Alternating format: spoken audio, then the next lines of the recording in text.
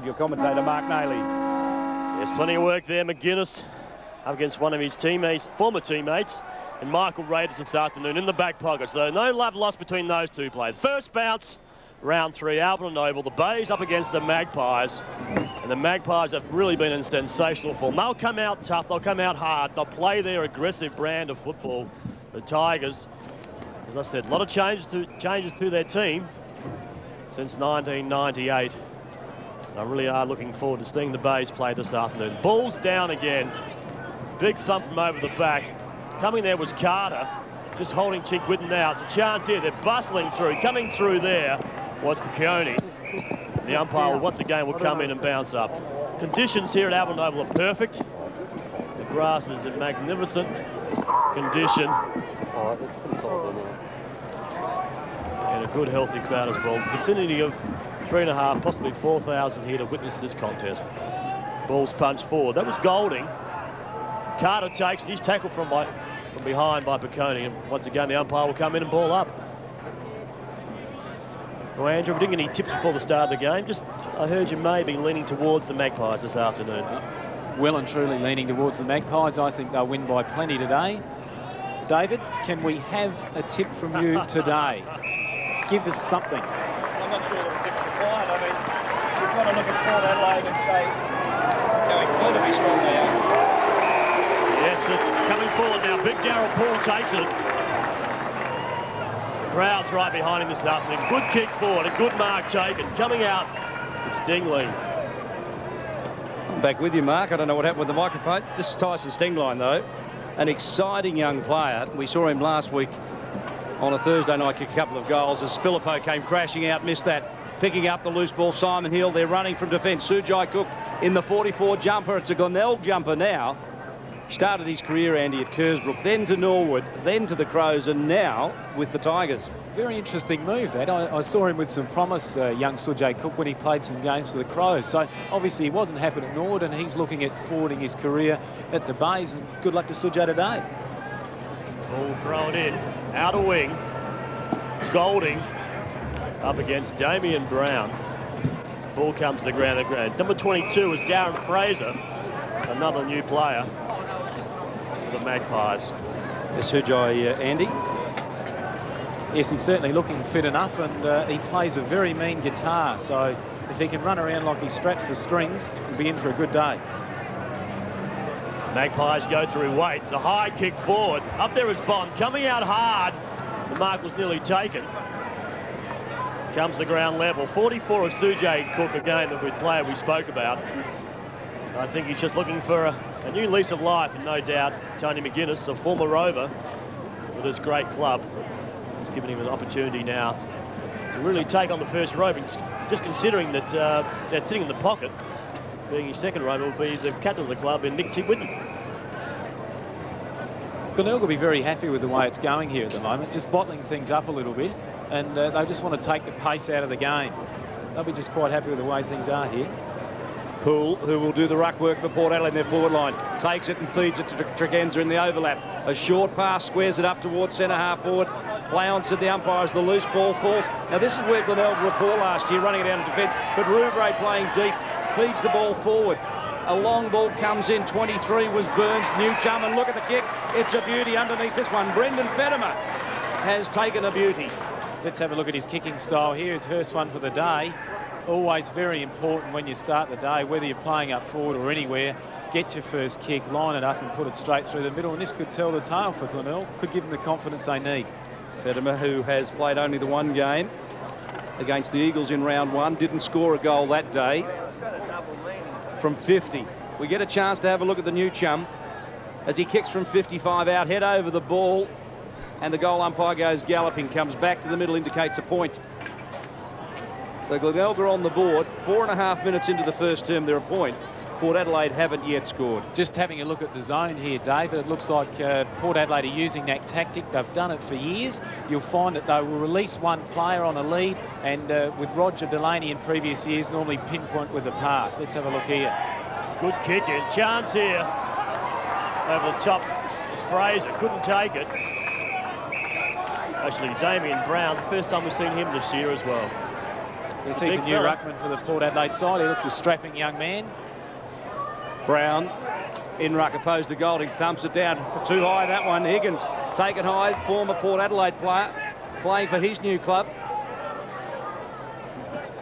So young Brett Higgins, the 21-year-old. Game number 23. A small career. Lees a little push on Corns. Corns recovers, picks the loose ball up, snaps. He's missed. 2 points to the Tigers, but they're doing the attacking. Absolutely. They got their ball in their forward line a couple of times already.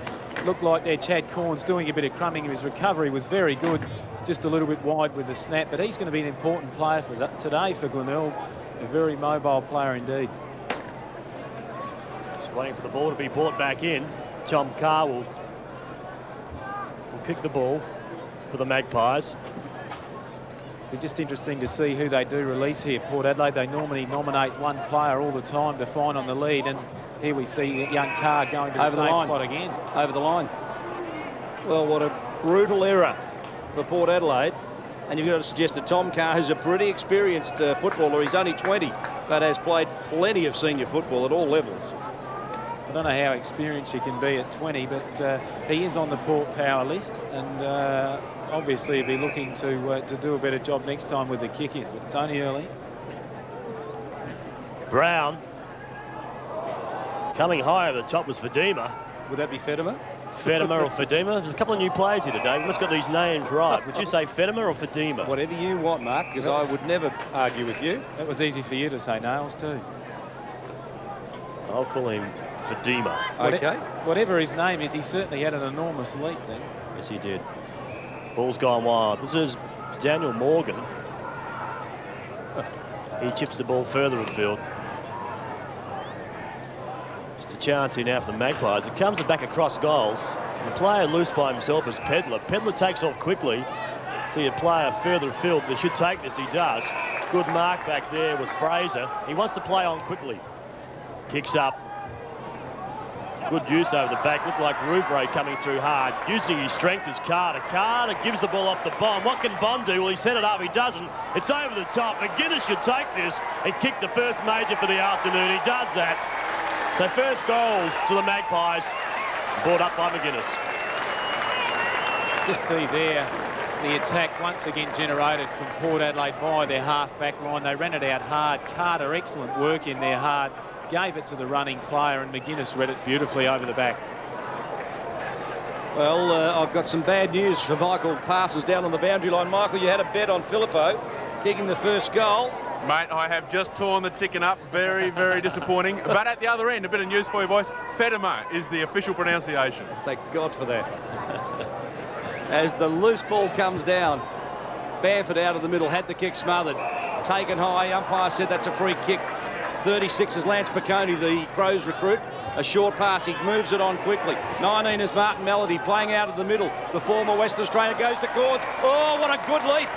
A beauty in front of Lees.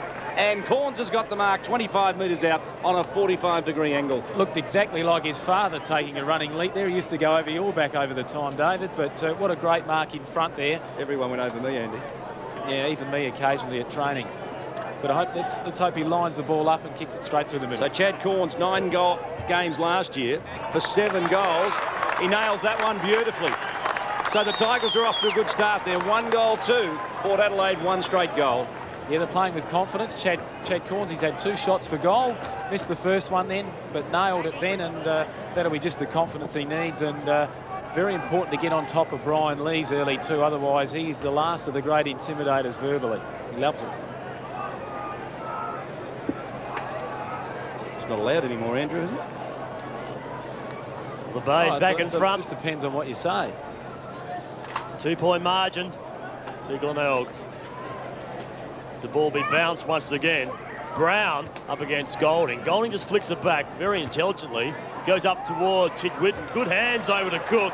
Cook will back himself. He loves to kick goals, does the chef. It's over the top. Good shepherd in the goal square by Fedema. And the second major for the Tigers. Great start. I liked him better when he was Fadima. We just saw the benefit there of the forwards playing in front. Quick kick out of centre. Chick Whitten played a lot of footy, very experienced footballer.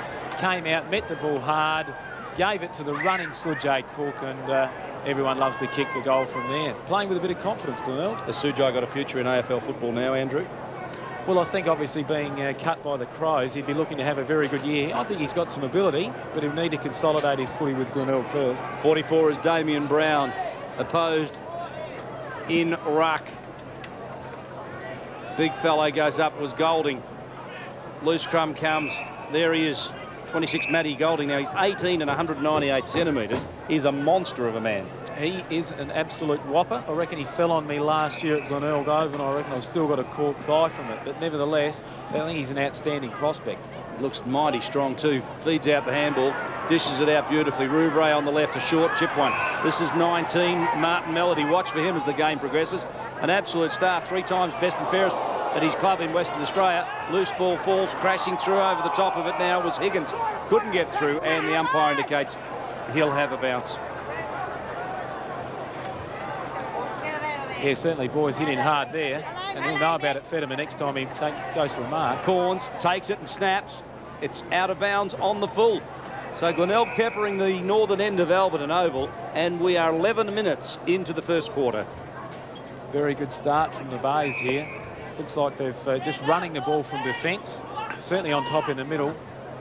Things are looking pretty good for them.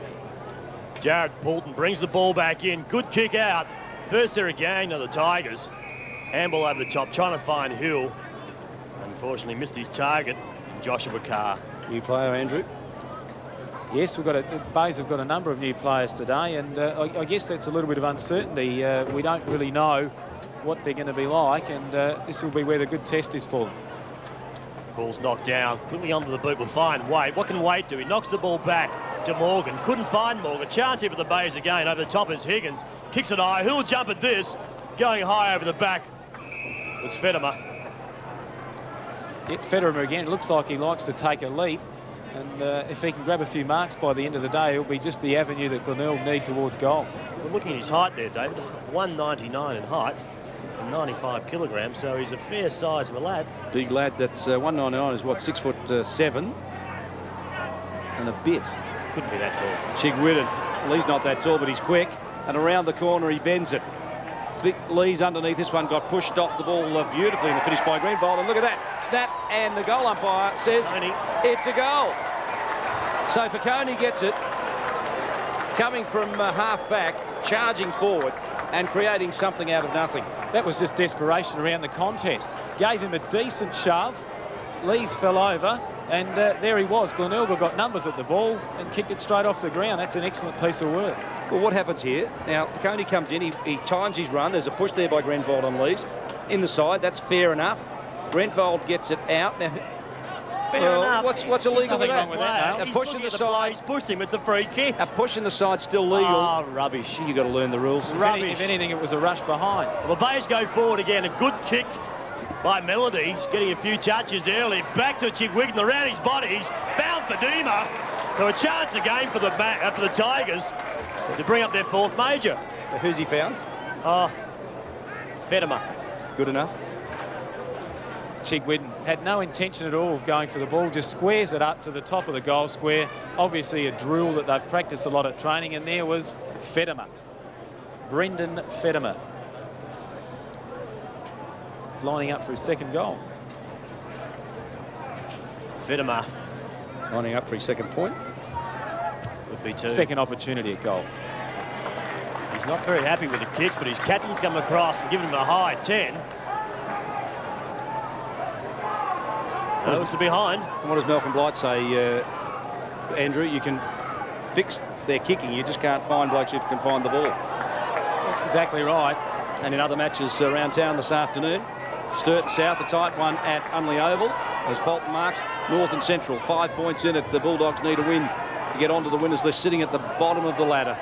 Obst misses it. Piccone tried to get it away. Good work, Waite, crashing through Obst, ducked and dived. The umpire didn't fall for that, and it's a bounce. No, obviously would have been happy with a free kick there, but umpire, they knew it wasn't on. And good tackling by Glenelg. Real good pressure at the moment, particularly around the midfield. Ball's bounced in front of the members stand here at Adelaide Oval. Golding up against Poole. Great handball by Poole to find Waite. Chance here for the Magpies. Will come back. 27 is Bamford. Going back as Bond, couldn't take the mark. A chance here over the top. Good defensive work. Ends up with Visca. Visca's got a couple of players loose. He just needs to release the ball. Decides to give the handball across to Carr. Carr comes to the middle of the ground looking for Chigwitten. The post will be on here between Tregenza and Chigwitten. The Magpies Carr takes it. Cross to Carter. Carter now looks up towards Bond. Bond jumps. Couldn't take it on the chest. But will be paid a free kick. He is. No, it's not. Goes the other way. Push against Carr on Visca. Visca, tough defender. Don't get much tougher than him. The push was on. 23 is James Byrne. Bounds away, looks a dash of this fellow. Got a bit of pace about him. Comes back in board. I like the way he did that, squared it up. The kick was poor, but he did everything else right. Trying and working hard. Pedler forcing his way from full back for Port Adelaide. Gets a second opportunity as the ball rebounds. Obbs dives in. And 14 is Tommy Carr for Port Adelaide, over the top of it, but comes up empty-handed. They're running the base, they're running from defence. They've recruited very heavily this year, and it looks like they've got an injection of pace into their side, and it's good to see they're running in droves from the back line. And size, I'd suggest, Mark. Yes, they really have. I mean, a couple of seasons now under Coach McGuinness, and I think the Magpies have made a change. You may just get Michael Parson to update them. Yes, mate. Matthew actually comes on for his first run, and he'll replace Julian Waite. At the bounce, Poole thumps the ball Port Adelaide's way. Runners, Obsters there, beaten to the ball on that occasion. Over the top, Simon Hill just beat him to the contest. Big flick out, good work. Piconi crashes through, feeds out to Rouvray, running wide. A long bomb, out it comes to Fetimer. The big fly, the big fellow who's got a new opponent, by the way. At the back, it's Lees for Port Adelaide. Andrew Pays might fill us in on the movement. And he concedes a little bit of ground, switches the direction of play, and feeds it out to Carr, who drives a long bomb over the top. No mark taken, loose ball falls. 19 is Melody, feeds it back to Hill. A short one. Raidus, number 2, just misjudged the bounce of the ball. Obbs didn't. Dives in on top, tries to feed it out, but Grenvold grabs him in a headlock and slams the ball and the player to the ground. Just an interesting match-up there. We had Jared Poulton temporarily on Fetimer, and doesn't look like it would be the one that would work. Jared Poulton about 5'11", and Fetimer at least 6'3", so they might have to do something about that. Pedler was caught out running down the field. Yeah, well, he may have been just playing loose back there, and Port Adelaide do drop them back occasionally. Poulton did very well to man up there as Pedler went crashing through the middle. This is Heel through the half-forward line. Chigwitten, claimed by Carter, beautifully taken, but the umpire said too high. Well, you had to be there. I don't think there's any doubt about that. His head nearly got ripped off and ended up in the grandstand there. Couldn't dispute that one. In his 7th year as skipper, what a great record, Nick Chigwitten. 4-time winner of the club best and fairest. He has been an absolute star for the Bays. As he goes towards goal, this one offline, gee, you just wonder and ponder about the inaccuracies of their kick. If they'd kick straight, where they'd be.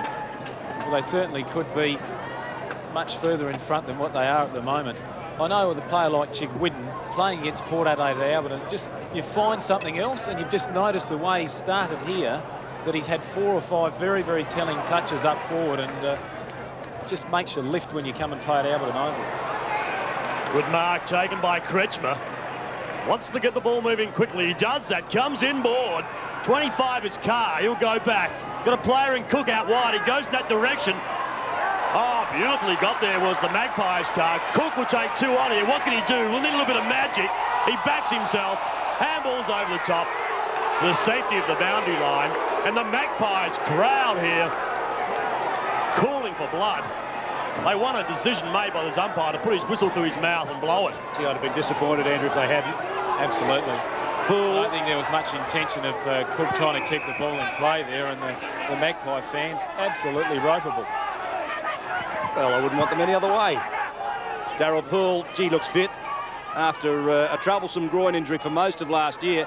Crashes through, claimed in the tackle. The ball dislodged. Loose ball falls down. Players dive on top. Poole comes back for a second effort. It was good. That's where he's at his best, in and under. Such a valuable player in close and such a big size, and he's going to bullock around and try and split open some packs today. and that's what he'll need to do to get back in the Port Pal honour. We're 20 minutes into the first quarter at Adelaide Oval, live and exclusive to ABC Football throughout South Australia and the Northern Territory. Piccone taken by Poole at ground level. It's a great tackle, gives it across to Obbs. Obbs again. The Tigers really are applying pressure we haven't seen for quite a number of seasons. Carter's back there. Running back also is Banford. Banford will go over the top to Genza. What can the speedster do? He gives the handball to Mad Dog Morgan. Morgan taken beautifully. The ball's kicked high. Going back with great courage there was Rouvray. Where's the second effort, Paul Rouvray? Wasn't there, and down the boundary we've got Michael Parsons for a comment. Well, Michael? Yes, that was deep. That was deep. Yes, it was. I don't think the microphone is working down there, so we'll get back to Michael shortly. Back with the game here at Adelaide Oval. The thing that worries me, Mark, is that the microphone might be working and Michael isn't. Yeah, I'm still here. Just got to yell a little bit louder, but Troy Hoskins coming on for his first run for the Bays as they go forward again, and Lance Piccone coming onto the bench as Troy Cook goes for the ball. Carter over the top, beat Josh Carter the contest, second best and fairest last year, Carter. And apart from one brief moment in the grand final where I thought he showed a lack of discipline, he was just outstanding in the final series to take out Port's Player of the Series award. Yes, he certainly did, David. Port Adelaide just can't penetrate their half-forward line here at the moment. Daryl Poole's been forced up the ground. He's taking a lot of boundary throw-ins here at half-back. Let's see what they're going to do here. Obbs to Morgan, squares it up. Well, it's interesting how they just crashed through there. Brown tried to force the ball forward, came out, couldn't take it cleanly. Loose ball falls Fedema. Handballs over the top to Heel, who just evaded the tackle on these beautifully. He's created it. Chigwidden, now this is where they need to play on. Move it on quickly and charge forward. Chigwidden does so successfully. Fedema, one step, two step, steadies, goes long to goal. But again, they're off target. They're 3 goals, 5.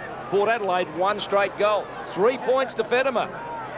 Not the start he's looking forward, but the run through the midfield by Glenelg here is outstanding. They've just got option after option, and they really have got some pace in that midfield there. They've just got to finish off better. Great start by the Magpies. Also the Tigers, and they're on top. 8 shots at goal, play 1. It's a kick to Carter. Going back hard there was Golding, a magnificent mark above his head. The big fella, number 26. Got a player short and loose is Hoskins. Hoskins has got Chig with him. Inside 50, Chiggy by himself. Takes it, will go back. Just feels as though it's outside of his distance. He wants to get the ball moving quickly. He does that. Comes in from 15 metres. It's a great kick at goals. Is it through? It is, but only behind. The Tigers, they move on to 3-6. 24, 18-point margin over the Magpies. Carr for fullback, missed kick. Colton was the target. Couldn't quite get to the contest, but comes back for a second opportunity. Flicking it out and doing a good job, and the finish was Troy Hosking. Well, he looked quite nippy, the young 20-year-old in his 4th game for the club. Poole and Golding. Golding will shoulder most of the ruck burden. He looks big and strong. Out bodies Poole, but Poole recovers. Tries to get away the handball. Golding's second effort was good. Obbs got a kick forward, but Sujai Cook just got in the way. Now Fraser taken to ground by Visca, and the umpire said it's in the back. Well, terrible decision, David. Okay, Terrible Fraser, I decision. thought it stopped and it was out of play. Visca was there and he said, hang on, it was already out. The umpire saw it a different way as the ball goes long and high, punched out of play by Rouvray, and across the line and out of play.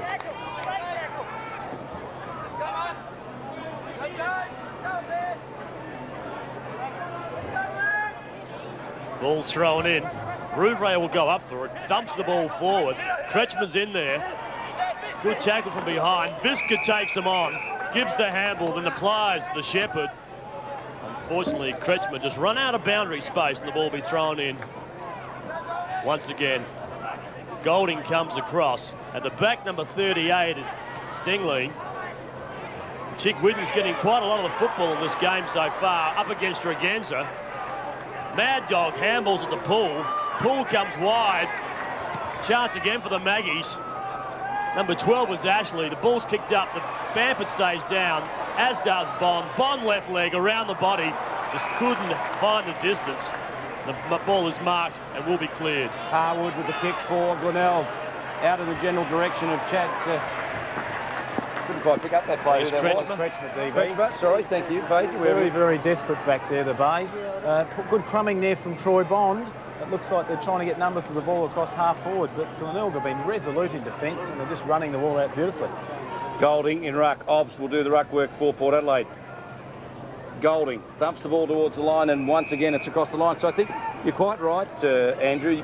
The tactic of Glenelg is to slow things down when it's away from their forward line and play on quickly into their forward line. Absolutely. They just seem to have numbers and options there. They're running very hard, and Tony McGuinness would have instructed them to do that. They're going to need to take risks today to beat Port Adelaide, and they're certainly doing that at the moment. Morgan ends up with it. Kicks it up forward. It's a chance for Filippo, the 10-goal scorer last week against Nord. He comes up with it. His first shot this afternoon. This will be an important kick for Sam Filippo. He kicked 3 goals in about 8 minutes on Thursday night a week or so ago. And you just know as a full forward, your first kick of the day will be the most important one. A heavily strapped thumb on the right hand. And next 2 fingers as well, as we can see.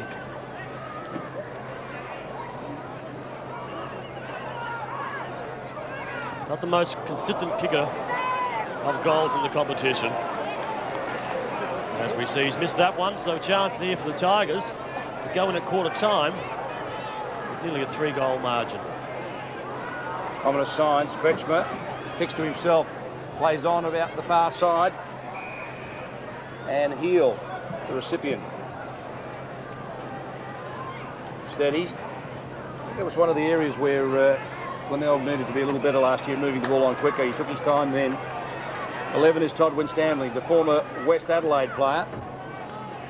On the left boot, Carter. Well, that was beautifully judged, wasn't it? Just held off his opponent in Higgins and steadied with a telling mark.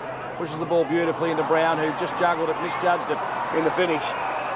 And the ball goes to ground. You just get the feeling that Port Adelaide are going to apply that pressure. If Glenelg are going to win, they're going to have to do this all day, because Port Adelaide are just going to get stronger and stronger and harder at the footy, and Glenelg might pay the price of not nailing those earlier goals at the moment. Another match is being played this afternoon. Sturton South, the 6-point thriller at Adelaide Oval in North and Central. The Bulldogs are out to an 11-point lead at Prospect Oval. Up forward again, Grenfold, who's named it on a half-back flank, has started the game in the forward pocket. He's got a player loose, and Higgins tried to find him. Carter's head down, tail up, takes the ball towards the boundary line. Corns is in there as well. He just applies a little bit of pressure. I think the umpire has found a free kick and will go back to Paul Northeast. A chance for Northeast. Start the ball rolling again. It goes up. Great mark coming across the front of the pack was Jared Poulton. Gave the ball, just turned it over. 5 is Higgins. Higgins around his body, will go over Carter's head. And Andrew, we just see there at quarter time, a great start by the Tigers. They are leading by 17 points. We certainly didn't predict that, or I certainly didn't anyway, but they came out very, very hard, Glenelg. They ran from defence and they just had opportunities up forward. We just saw a couple of desperate efforts before in the goals there that resulted in goals. And if they had to finish their work off just that little bit better, they might have had a lead that would have put them well in front, you know, for most of the day, David. Well, I don't think there's any doubt that Glenelg have surprised Port Adelaide. Port Adelaide's form just a week and a half ago on a Thursday night at Adelaide Oval was outstanding. Glenelg, I think maybe Port Adelaide have just judged them a little easily, and I don't think Port Adelaide are attacking the ball like they should. Hence the reason we see a scoreline at quarter time at Adelaide Oval with Port Adelaide 1-1-7, Glenelg 3 goals 6-24. You're watching the SANFL live and exclusive to ABC Sport.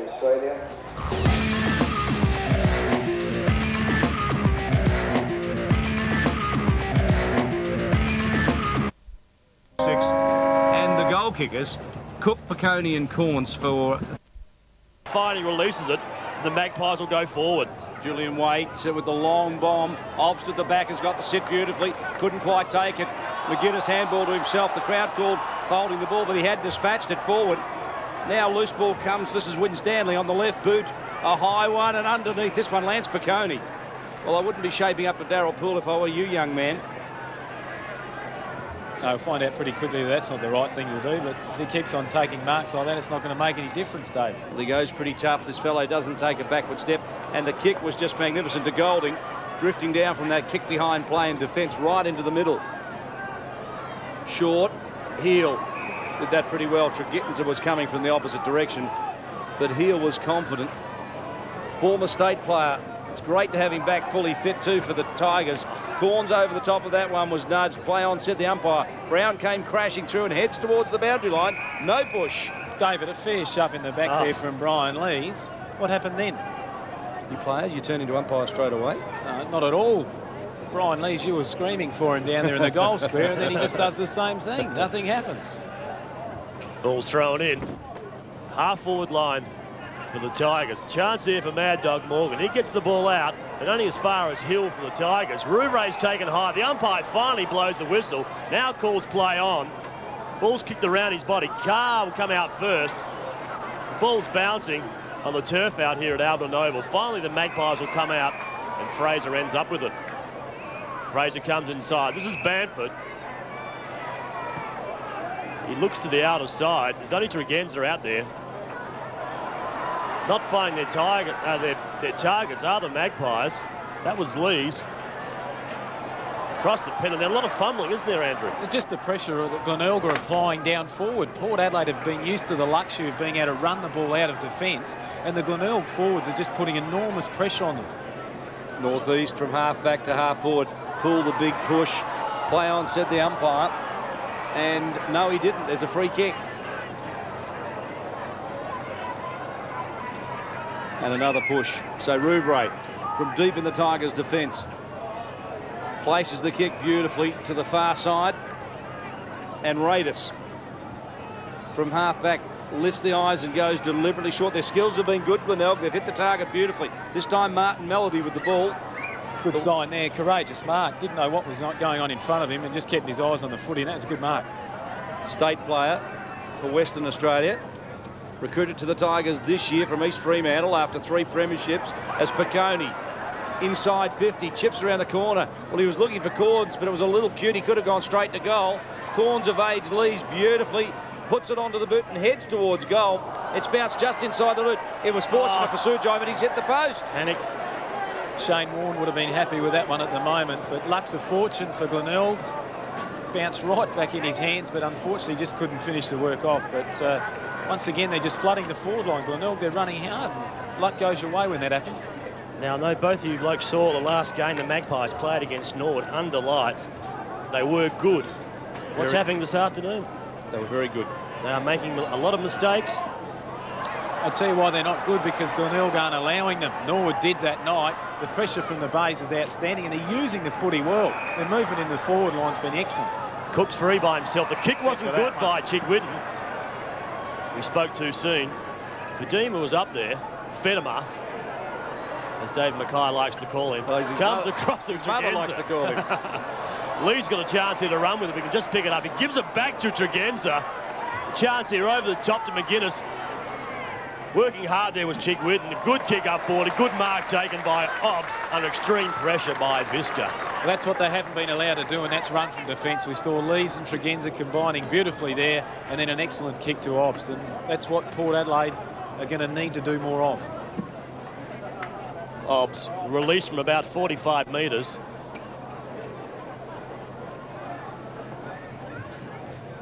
Puts it high. He's made the distance. That's a tremendous kick there by Obbs. I think he's kicked it. The umpire puts up the 2 fingers.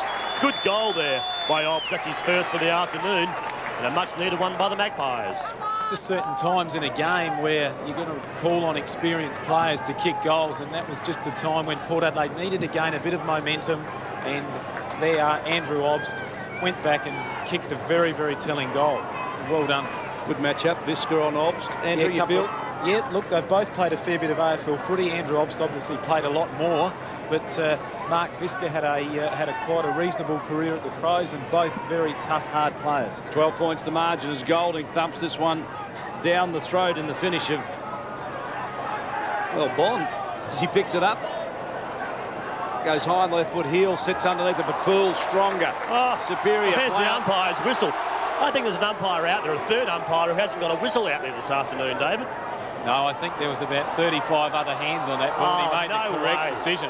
No way. And look at that. A great mark by Darryl Poole. I'm glad I got the slow-mo out here, I can tell you. Mark Nailey's wearing all white today. You're popular with the fans, Mark, because they hate to think the umpire might be right.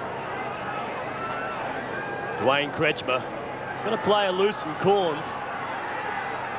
Lee's just giving Corns 5 metres. A good kick going forward. At the back, number 3 in Obst. Just heads for the line. Damien Brown comes off. Darryl Poole will go into ruck. Coming on is the Iceman and Scotty Ham. Stephen Williams obviously thinking that he needs a bit more bite up forward and a bit more pace. So the young fella's come on for his first run. Grenfold takes it. He's got support in Hill. Hill goes to Cook. Cook can go to Chickwidden. Again, Cook just throws it on the boot. It's up high. Good use of the body from behind. Mark wasn't taken. Pedler goes around. Paulton's down on the ground. Maybe winded. Excellent piece of work there from Pedler. Just waited for the ball to come in, gave him a nudge on the side, dropped the mark, kept it in front of him, and then an excellent kick to touch just out of bounds. So they've just steadied a bit, Port Adelaide, David. That's what they do when they're under pressure. They just reset. Corns high above the pack, thumps it forward. His direct opponent in Lees heads towards the boundary line. Working hard was Fraser. Did it pretty well in the finish, didn't he? Under pressure from Brett Higgins. Certainly not going to be the cakewalk that they had last week. Glenelg are maintaining very, very good pressure, and it's going to be a hard day out for the Maggies. Ball thrown in once again. Sorry, David. Glenelg have gone into their 50-metre line 23 times. So they've certainly had control of the footy. Port Adelaide 8 times. Magpies gain. Again, will mount a charge going forward. Good kick to Filippo. Good spoil from behind in Harwood. Foot race between McGuinness and also Kretschmer. McGuinness falls over the top of the football. Umpire again will come and ball up just outside of 50 for the Magpies. Rightly so, very good spoil there from Harwood, and Sammy Filippo, he's just going to have to keep persisting. He's probably not going to get the opportunities that he had the other night, so it'll be a real grind for him today. Well, some days you just have to grind, and I think that's the measure. Martin Melody feeds it out to Raiders, claimed by McGuinness. Play on, said the umpire, and Visca came in late. Now, a few players have taken exception to that. Mark's just asking, hey, what's going on? The young fella's come on. He's not pulling any punches. He's keen to get into the game, but like you said before, Visca's no slouch either. Gets on with it and finds Rouvray in the middle of the ground. I thought their tactic of playing on from defence was very successful in the first quarter. Now he does so successfully. This is James Byrne from half-back, chips it short. Well, didn't gain much in that except possession of the football. It's put Carr under pressure. This is Josh Carr. Lifts the eyes and goes towards Grenfold, who was nudged out of the contest but did well to hold his ground. Fantastic mark, standing northeast. It's a fair bit of body to come behind you, but experience there of David Grenfold held his ground, and that's a courageous catch. Now Corns is out of position. He should be back in the goal square, given opportunity. Now that was he should have just hung on to a Grenfold. He had nobody down there. The Glenelg forwards just need to get back and set themselves up and give themselves an opportunity to kick a goal. Wasn't the case then. And we see Obst, half-back flank, goes wide. A terrible kick by Obst. Raiders takes it. And what's the umpire saying here? It did go out of bounds, so the ball will be thrown in. The outer wing.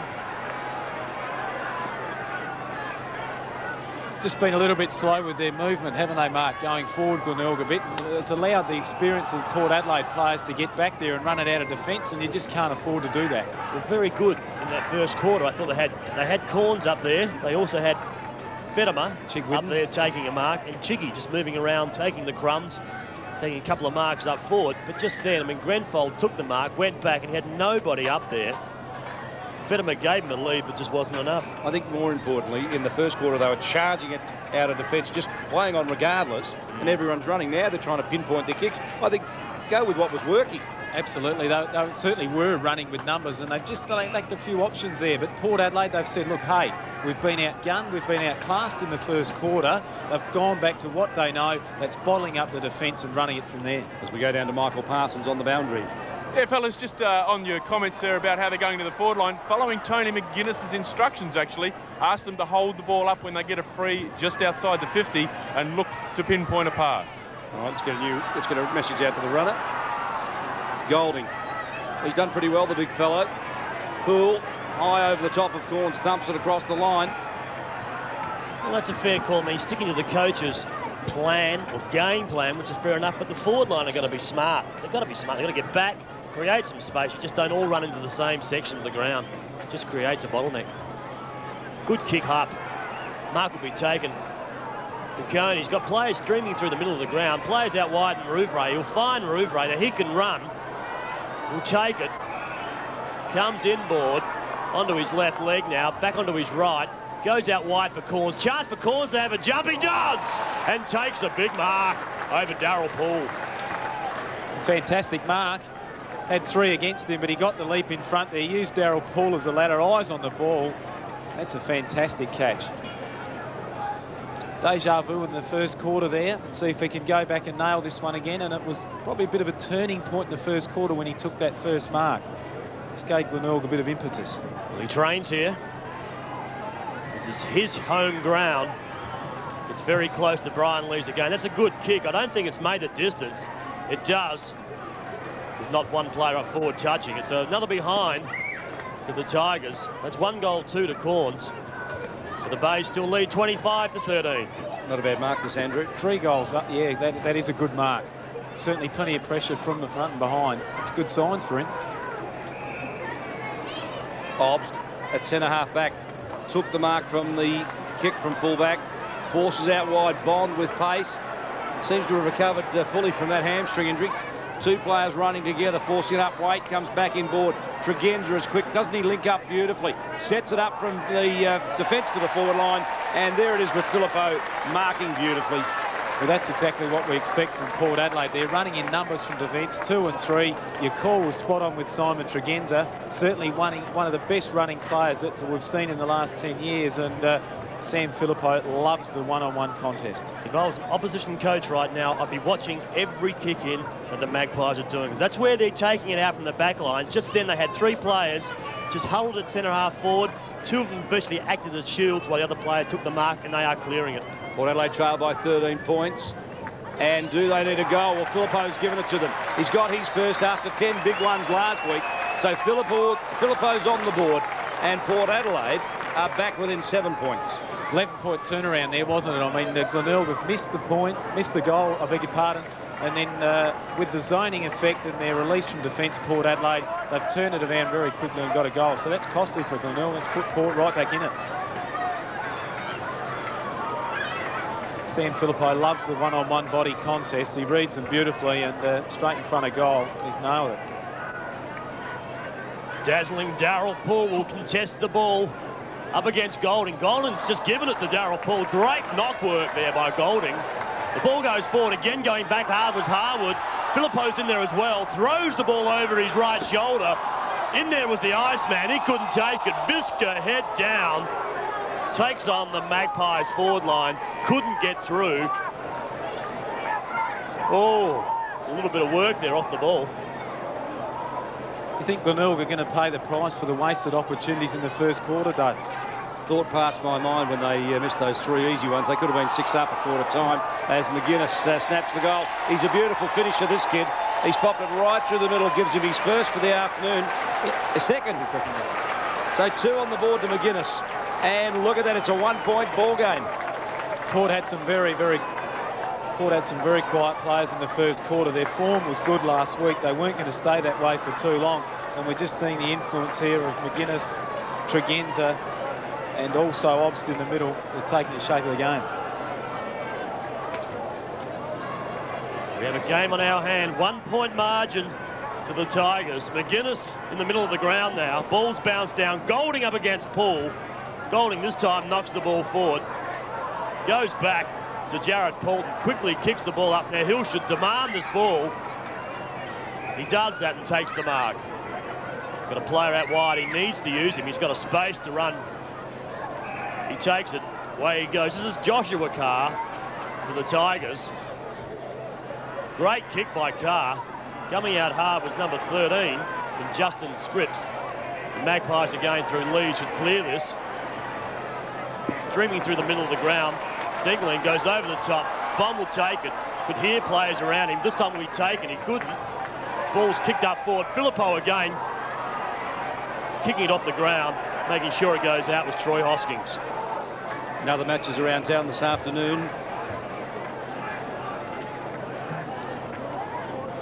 Sturt and South Adelaide, a close one at Adelaide Oval as the Double Blues fight back within 7 points. And North trail Central by 31 points. What a blowout. That's a big turnaround. We saw Central's last week. Certainly their first quarter was very good, but obviously on top now. As I was talking to the men from Thornton Sportsbet before the game, and they were saying a lot of money this week's been put on North Adelaide, so that does surprise me, that scoreline. New bends for the Thornton Sportsbet boys. A lot of empty pockets then if the form keeps up. 23 is James Byrne, the young 20-year-old, going forward. Scripps couldn't quite get there. Pedler and Northeast combined beautifully in the overlap. It was well played, wasn't it? And a beautiful kick releases Bamford, who comes bounding away. Burns comes after him, but Bamford just gets it off Stingline. Oh, Bamford's done a hamstring. He's shot like a dog, and he's down, and he'll come straight off, no question about that. Bad news for Port Adelaide. Oh, what about the kick? An absolute shocker from Joshy Carr. Out of bounds on the full. And that's where he's gone. It almost looked like he felt it before he actually slowed down. He had the run of the play and he actually stopped and gave the handball, and there it went. We might just get an update from Mike Parsons, the player that did come on. Two actually coming on, chaps, but Tony Bamford straight down into the room, through the mouth guard, obviously very disappointed. 4-week injury, bad news for Port Adelaide. Absolutely, we've all done one of those, and it feels like you get a knife in the back of your leg. He's certainly a good player and showed a lot of form last week, and it'll be a big blow for Port Adelaide today. Ball to be thrown on, contesting it. Looks like Rouvray. Over the backwards Obbs, intelligently knocks it towards his way. The ball couldn't be cleared. Good second effort by the defence. Good third effort. Trying to pick that player up. I think it was number 25 in Joshua Carr. Not the first effort was good. The second effort was better. And the third effort, Andrew, was sensational. You always know when your side switched on when they are making those second and third efforts, and both sides are doing it. And you know, tackling and the chasing and the smothering, it's been a feature of today's game. Stingline wins the tap. It falls down over the top of it. Higgins was feeding it out. Beautifully played. Now that's a better kick, Hosking. And look at Darryl Poole, just marauding around half-back, a kick behind play. He's been moved into the ruck. So they figured that was their weakness, and they've taken their trump card from centre-half forward and popped him in the ruck. Carter was great play. Carter's at centre-half forward. Big, strong, tough attacking defender. And that's a wobbly old kick, but it's done its job. That's where they've turned it around. They've turned it around across half-back. Darryl Poole's dropping back, and they're just running from there. Carter sneaking down in the forward line as well as Poulton. And that's where they've needed to lift, and that's where they have lift. Jared Poulton, who did the pre-season with Port Adelaide, impressed them so much. They took him in the pre-season draft, and his early season form has been quite outstanding. A little unlucky to be back with the Power today. He's an exciting new prospect as he goes towards goal, and he's got it. Port Adelaide have hit the lead. It's his first, and they've hit the lead for the first time today. They're 5 points clear of Glenelg. Yeah, full credit to Jared Poulton. I saw that game that he played against Sydney and actually came on and had a real bearing on the actual result. Kicked a fantastic goal in the forward pocket, and it's not easy to come back and show that form, and he's done very well. He's gone back and kicked an excellent goal for someone that doesn't kick a lot of goals. We saw Central's last week having such a sensational opening quarter against the Panthers. Finally go down by a big margin. We see the Bays here this afternoon started so brilliantly. The Magpies have lifted a notch in the second quarter, and they've bounced back to now lead by 5 points. Quick flick on, finds McGuinness. Filippo's out of the blocks quickly. Will he find Filippo? I think he does. Great setup, great vision by McGuinness to quickly spot Filippo. Had 5 metres on his player in Mark Harwood, who so far has done a good job just keeping Sam Filippo down to 1 goal. And all of a sudden, this Magpies army they've picked up a gear, and they really are running through with numbers and sharing it beautifully. Filippo comes in, tight angle. That's a great kick. That's a sensational kick. You don't get much better than that at SANFL level. Sam Filippo brings up his 2nd for the afternoon. And the Magpies now, they're 6 goals 1. They lead Glenelg 3 goals 8. And that's one of the things about Port Adelaide. If you just let them start running, their halfback flankers haven't pinned them off, so they're starting to stream downfield. You need to pin them off. Filippo has got his kicking boots back on after a shocking first attempt. He's kicked 2 straight since. And Port Adelaide are looking a different outfit. They're running from the midfield, and the Glenelg defenders aren't stopping them. Eyeball Goulding just hasn't stopped rucking so far in this game. Really, he's setting his side up. Just the smaller players who were so brilliant in that first quarter with Piccone and Chick Whitten, Sujay Cook, and also Simon Hill finding the football. All of a sudden, their counterparts, McGuinness, Bond, Tregenza, have just all of a sudden found the football. Got the side back in front. Good hands forward. Hill, the opportunity here. They need a lead. They need to spot a play here. He goes over the top. Again, a bit hard. Chick Whitten's tackled beautifully. Piccone's in there as well. Knocked over the top, gives back to him. He can run into this open goal if he wants to. He does that. A good reply by the Tigers. And the kick. Piccone kicks his 2nd goal. One of the things about this young fellow, Andrew, that I like, he missed it there. Look, he just keeps going, crashes through. Good skills on the left side of the body, but it started at the midfield and just kept charging and running and believed in himself. And I think that's what the Tigers have needed. Absolutely. The 2nd and 3rd efforts there were very good. And I mean, if you're streaming towards goal, you're always a chance. He's just finished it off with the left foot. That's a good goal. Just what the Tigers needed. The game's just got away from a little bit in the last 10 minutes. Journey goes forward. Good kick up. Good mark taken. The umpire's paid it. Justin Scripps comes across the side of the pack, takes a good mark, David. Now, I'll give you a quick trivia quiz, Mark. How many goals kickers for Glenelg kicked more than 10 goals last year? I would have to say 2. Well, there was 4, and Justin Scripps headed the club with 21 goals. Now, I think in the club's history, that's the 2nd lowest. And the year before, Scripps kicked 18, which was the lowest. So he's led the club with 18 goals and 21 goals the last 2 years. And I guess people, Andrew, like Fred Phillips, would absolutely roll over in their football boots. Well, they would after they saw that kick. And the thing about it is that they relied for a lot of years, Glenelg, on having a spear point, and we're going to have to find some goal kickers today too. I think Fred Phillips still holds the record for Glenelg for 18 goals in a match, and Scripps got 18 goals for the season, is the point I'm making, just a couple of years ago. So there you go, Corns, outside 50 marks. Also one of the last full forwards to win the McGarry medal before Scott Hodges. And look at the kick though, 3-on-1 though. I'm not sure that was the option. As Northeast just forces out defence. Mad Dog Morgan over the top of him, Kretschmer. Play on, said the umpire. The umpires have let it flow pretty well today. Hosking was dragged off the ball. Simon Hill collected by Julian Waite. Oh, the crowd! Well, not for mine there. I just think that both players were going for the ball there. And nothing in it. It was just good at taking hard footy. Yep. The umpires protected Simon Hill. Fair enough, Paisley. As the ball comes back from Hill. Oh, Jared Polton, I like the way he just fills in the hole. Yeah, they're just bottling it up beautifully there, Port Adelaide, aren't they? The Magpies still up by 4 points. The dying stages of the 2nd quarter. Plenty of action still to happen at half-time. You see Polton goes around his player. Does that well. He's got a lead up forward by Ops. Good sport from behind by Viscott. That is a great contest between a couple of experienced players.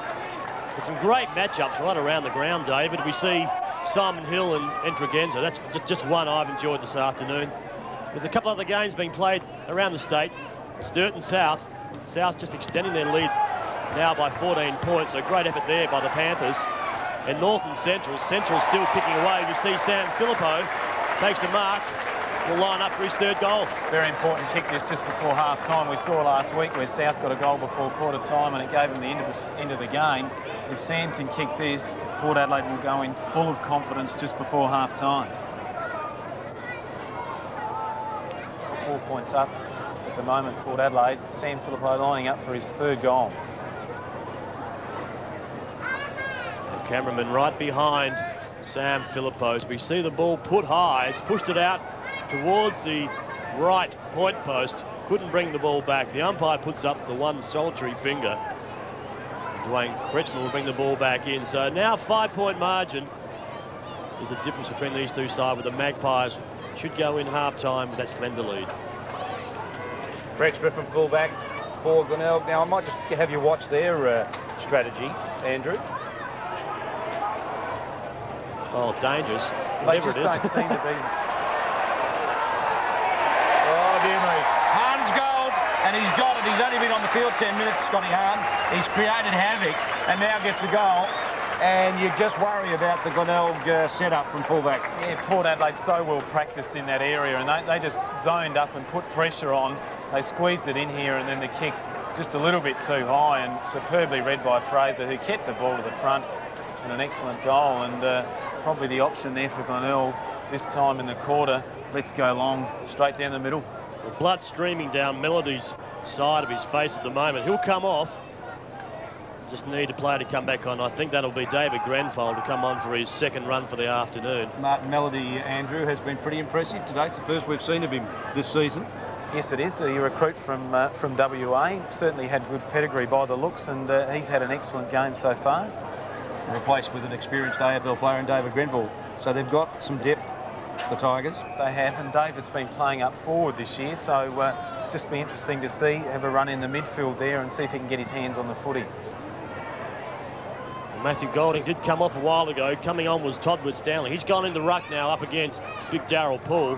And we see Melody there just holding the side of his head. Could possibly been a sprig opposition play. He'll go down, no doubt, have some stitches or some sort of attention to that during butterfly half-time. clips on him, and he'll be back into the fray sooner rather than later. So Port Adelaide just staple them, don't they?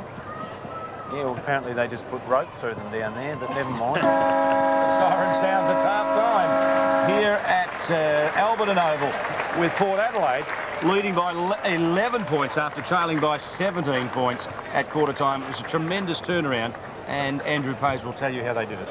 Well, you just get the feeling that Port Adelaide did what they know so well, and that is running from defence. They bottled it well back there across half-back. They had players the likes of Poulton, Tregenza and Lee. Massive injury list. I mean, we played 49 players for the year, which is, I think Sturt played 27, so we nearly played the double amount of players as they did. Couldn't get our best players out in the ground all year, so it was difficult, but the changes over the summer have been good off the ground in the management area. A lot of new players to the club, you know, nearly 20 new players have come through, so there's a whole new feel around the place. There's always enormous expectations around the first game. You do all the hard work over the summer and you think you've got it right, but you don't really know until the guys start playing, and you don't really know until the final siren goes as well and you've finally won. So that's a small step in a whole lot of steps to trying to get it right. We trained fairly solidly last week, trained on Saturday morning and trained on the holiday Monday night as well. So we still had a fairly solid week and the guys seemed fairly switched on. We had 9 first game players last week, so that's a hell of a lot in a footy side. Martin Melody from East Fremantle, centreman, Brendan Fettimer, full forward, centre half forward from East Fremantle as well, and the Dockers, Fremantle Dockers, Brett Higgins from Port Adelaide, Magpies, Sujay Cook from Nord and the Crows, Todd Winstanley, centre half forward, centre half back from West Adelaide. So they're the higher profile ones. James Byrne from Sydney Swans is a winger, ruck rover.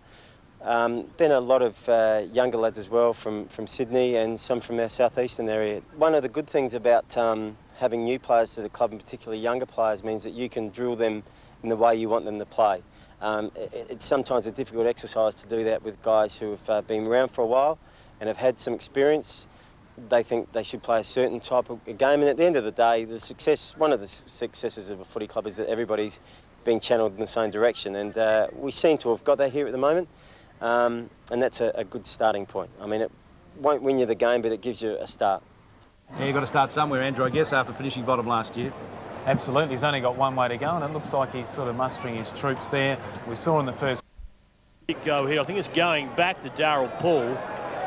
Golding can't believe it. The crowd can. Just feeling as though they really have been done with regards to the umpire's decision this afternoon. Chance for the Magpies through Mad Dog Morgan. Goes over the top. That player there coming through was Ashley. The Tigers will defend. 19 is Melody, the player we spoke about. Corns up against Lee. That's been a good duel this afternoon as well. Neither player really getting on top. Carter comes through, just eyes for the football. Takes on Chigwidden. And again, the umpire will come in and ball up. Half-forward flank for the Tigers.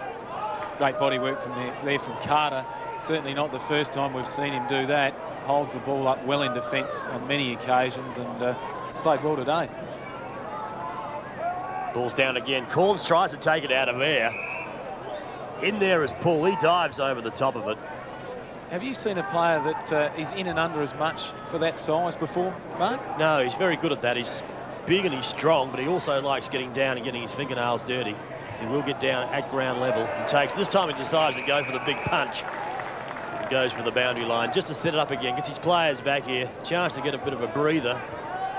You see there by his stats, I mean, he handballs the ball a lot, which means he's in and close, feeding it out to the runners. There's no doubt Mark Williams will be here watching, or at least getting a tape of this game to see how his gun forward does go this afternoon. Jared Poulton in there. That was taken. I think he'll receive a free kick for Joshua Carr.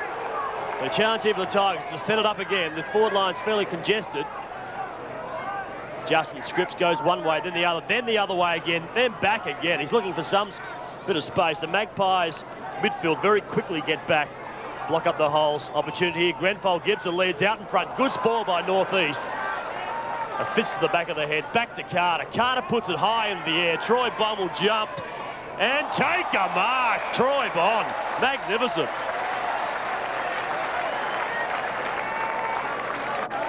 Certainly had everything but the scoreboard coming down on him then. Just kept his eyes on the ball. That's a great mark. Bond, a high ball towards Stingline. Couldn't quite take it underneath it. Chigwidden feeds it out. Higgins, the former Port Adelaide player, drills one towards Corns, who's nudged under it by Lees. Beautifully done. Big fellow Grenville tried to crash through. You don't get through Brian Lees, Grenville. It just doesn't happen. Not when you got Darryl Poole on the other side, Northeast lurking as well as Carter. I mean, that's a fairly rock-solid defence to try and move. They're going to move the ball in quickly there and see if Chatty Corns can run Brian Lees around a little bit. David Grenville, game number 90 for Glenelg, after disappearing to Essendon, where he had a distinguished career. Sujai Cook sneaks off the handball, just gets it away. Chigwidden was held, play on to the umpire. Carter claimed. Corns has got him. That's got to be holding the ball. He had an opportunity to get rid of it then. He faked the dummy on the outside, and then the young lad ran him down. That's got to be holding the ball. Corns did very well. He's at least held the ball in the forward area for Glenelg, which Tony McGuinness would be pretty pleased with. The endeavour's been good. Umpire Richard Fox just looking for a little bit of ground to bounce the ball as we go down to Michael Parsons. Yes, and just the bench riders at the start of the second half for Scripps, Winstanley and the New South Welshman Ellis for the Bays. And Clayton and Brown are sitting there for the Magpies, and Tony Bamford is in the showers nursing that crook hamstring. Does that mean he'll have no further part in the game? He hasn't come back out onto the bench, so I'd say that he's just straightening the collar and putting the tie on, ready to go to the after-game function.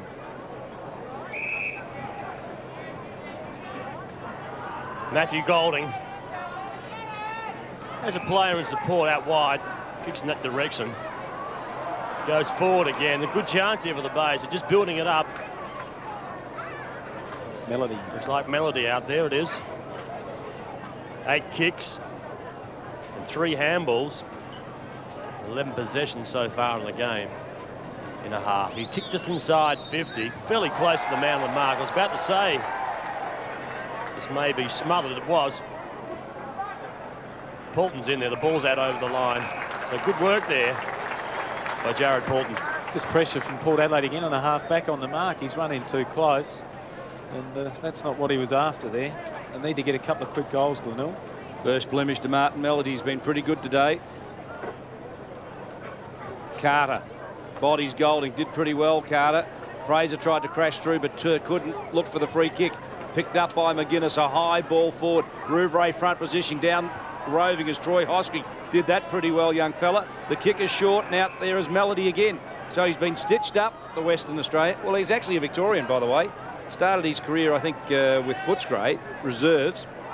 Then went off to Springvale and Oakley, then to Western Australia. So he's actually a Victorian now in South Australia. Heel. From right half forward, squares it up towards centre half forward. Big Golding comes out, took a lunge, but couldn't quite get there. Grenville tried to bring it to ground. Cook, now Fedimer. A high one. Shad Corns is underneath this. Pools racing back. Oh, great attempt, Melody. That was courageous. A big fly and plenty of air, but couldn't bring the ball down. And now it's out of play. That's pretty impressive to see.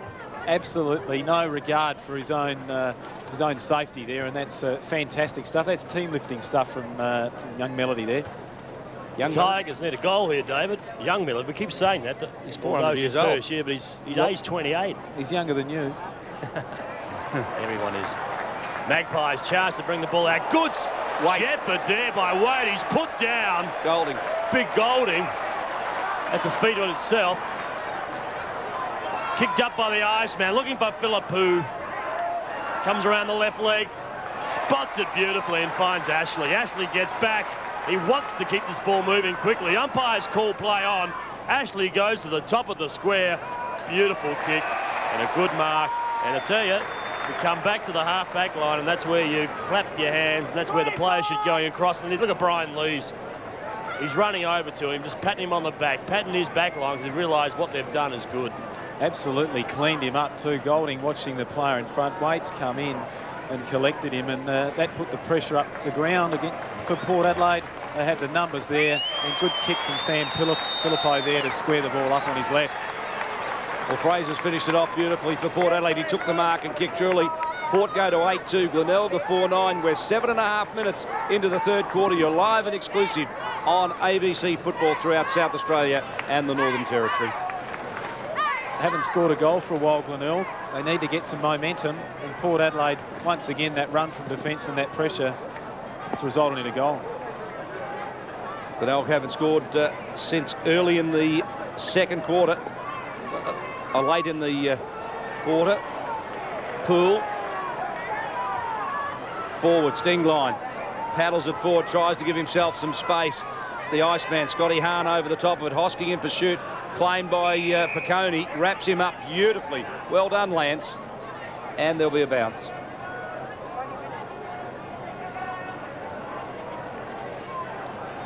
So Jay Cook's gone a bit quiet, actually, in the last 10 minutes or so. So he'll be looking to get his hands off here and see if he can snaffle another goal. Might have a look at some of the key matchups, Andrew. If you could do a bit of work on that, we might just... There's been some changes at half-time. We might fill in the home viewers. We are almost 9 minutes into the third term. It's Port Adelaide by 17 points. Ball's taken by Rouvray. Tries to break through. Just an interesting one there. It looks like that Tony McGuinness has instructed Golding to run with Paul. He had an influence there late in the second quarter, and he's almost playing him in a tagging role, not allowing Darryl to get out on his own at all. Big line over the top. The Iceman runs past, looking for the handball from Fraser, but Fraser was taken quickly by Higgins and also Piccone. So the chance again. Rouvray will contest the rucks across the back half. Stingline, it's down again. Good control.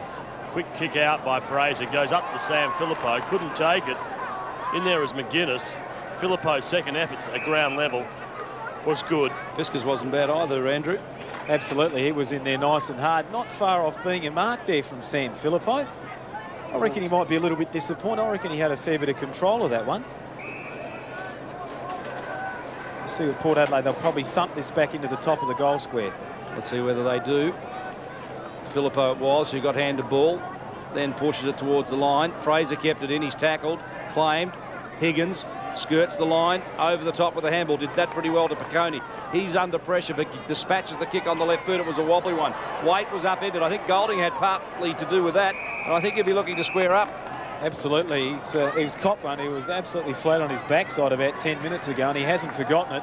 but this is the man he's got to worry about, Daryl Poole, and that's the job he's been given today from Tony McGuinness.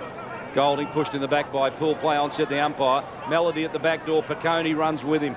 Distributes the ball forward into space. Sujai Cook, oh, beautifully done. Marked it and played on quickly. This is where they stopped in the second quarter. They didn't play on at all costs, and I think it worked for them in the first term. Cook goes forward. Fedimer pushes it forward. Lee's well done to Carter. Carter switches the direction to play. This is a Port Adelaide trademark. Not a good effort there by the Tigers forward. They were in front.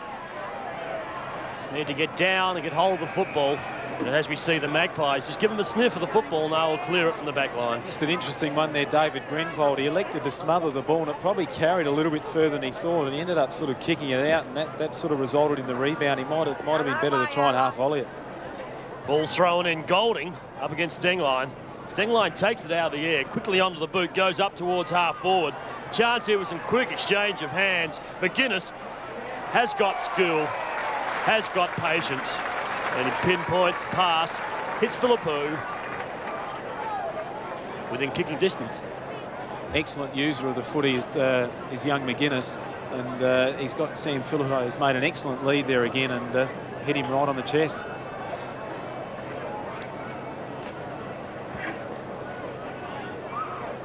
So the line up, puts it high. The Breeze bring it back. I don't think it will. What's the umpire saying? A goal. So that's his third for the afternoon. The Magpies just now extend their lead even further. Andrew, it's interesting, is that he played 12 games for Port Adelaide last year and kicked 14 goals. In 3 games so far this year, he's kicked 13. He's a virtual recruit. Well, absolutely, and last year was just a rebuilding stage for him, getting used to his new club, and with the start he had the other Thursday night in kicking 10, and he really has played quite well today. He's got 3 goals too. We're into the third quarter. He'll be looking for another bag, and he's just playing very, very confidently at the moment. Bad news for Glenelg as Mark Visca sits on a stretcher. We wonder what's wrong. We didn't see anything, and he doesn't seem to be in any visible distress. We just wonder what happened.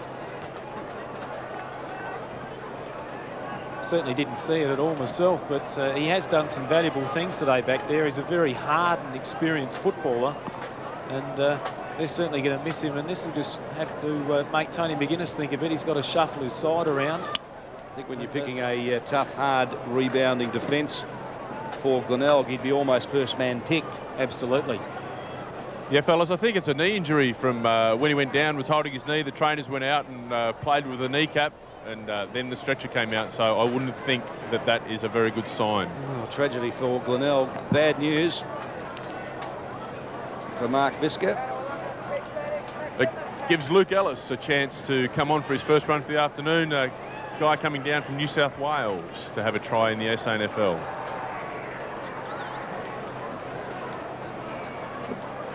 Bad news for Glenelg as Mark Visca carried off on a stretcher with what we believe to be a knee injury. We might get Michael Parsons to go and check that out.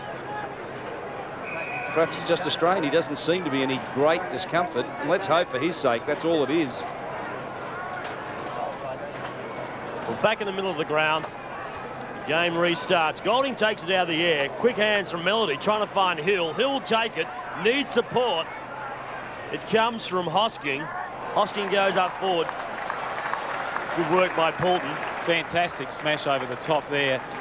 Port Adelaide's half-back line's been fantastic there, and there's only one place that ball was going to go, and that was a long way over the fence. Very disciplined is Jared Poulton. As Port by 23 points. Taken in front by Poole. Poole is nosediving in the ground by Golding.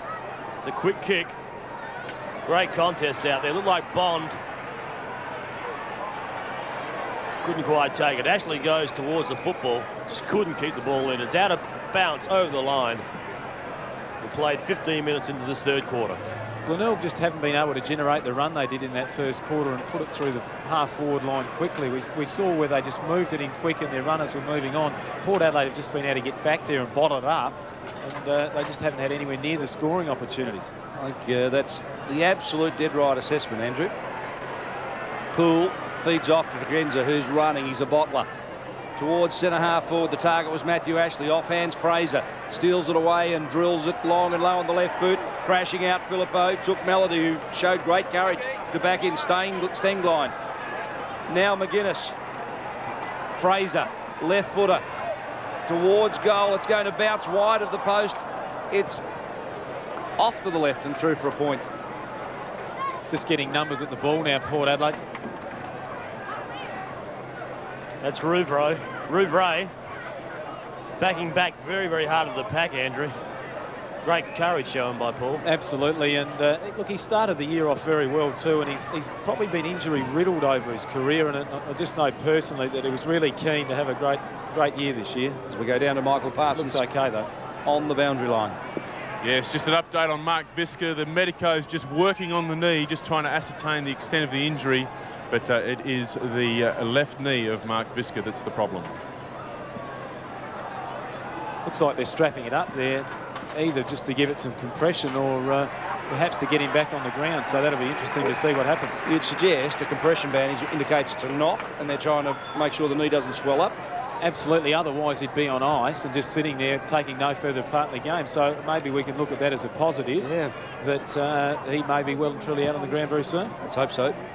9:3:57 plays Glenelg, 4:9:33. 24-point margin to the Maggies. You don't see Port Adelaide lose from this position too often, especially at home. And what do you call home these days, David? Do you call this is home for the Magpies, yes, or was this Ethelton? This is home. Their training base is Ethelton, but I think you'll find that Alberton will be forever the home of the Magpies. Make no mistake about that. Yeah, any side that wears black and white, Alberton Oval for sure. Doesn't matter where they train. A lot of these players have been around a while and they know Alberton Oval very well. I think they've just got a sniff now. John Cale, I think, said it when he was retiring as coach. He said the number of people that have had their ashes scattered on Alberton Oval means that emotionally they just wouldn't, the supporters wouldn't let them leave. In other matches today around town, it is Sturton South at Adelaide Oval, and Sturta fought back. They're 5 points clear after trailing by as much as 20 points. And North and Central, it's blown for all money. The Bulldogs will get home at Prospect Oval. Corns feeds it off. Higgins snaps towards goal, but it's out of bounds on the full. No result there for the Tigers. It's not going in as clean. Mike Parsons, is he on the boundary there with an update? Yes, again, Mark Visca's left knee won't, it was a condition that won't allow him to come back on the field today, and then they'll reassess it tomorrow when they gather at the club for their Sunday morning run. Ball's back in. Back there was Poole. Takes a great mark. The running Lees is off. He takes one bounce, goes for the second. Onto the left boot, brings it in towards centre half forward. McGuinness back with Raiders. McGuinness will take this, needs support. He's got it there through Bond. Bond can go over the top to Ashley. Ashley in the middle of the ground will bomb it up forward, looking for Filippo. Filippo's there. He has to jump here. What can he do? He's up, and he takes it.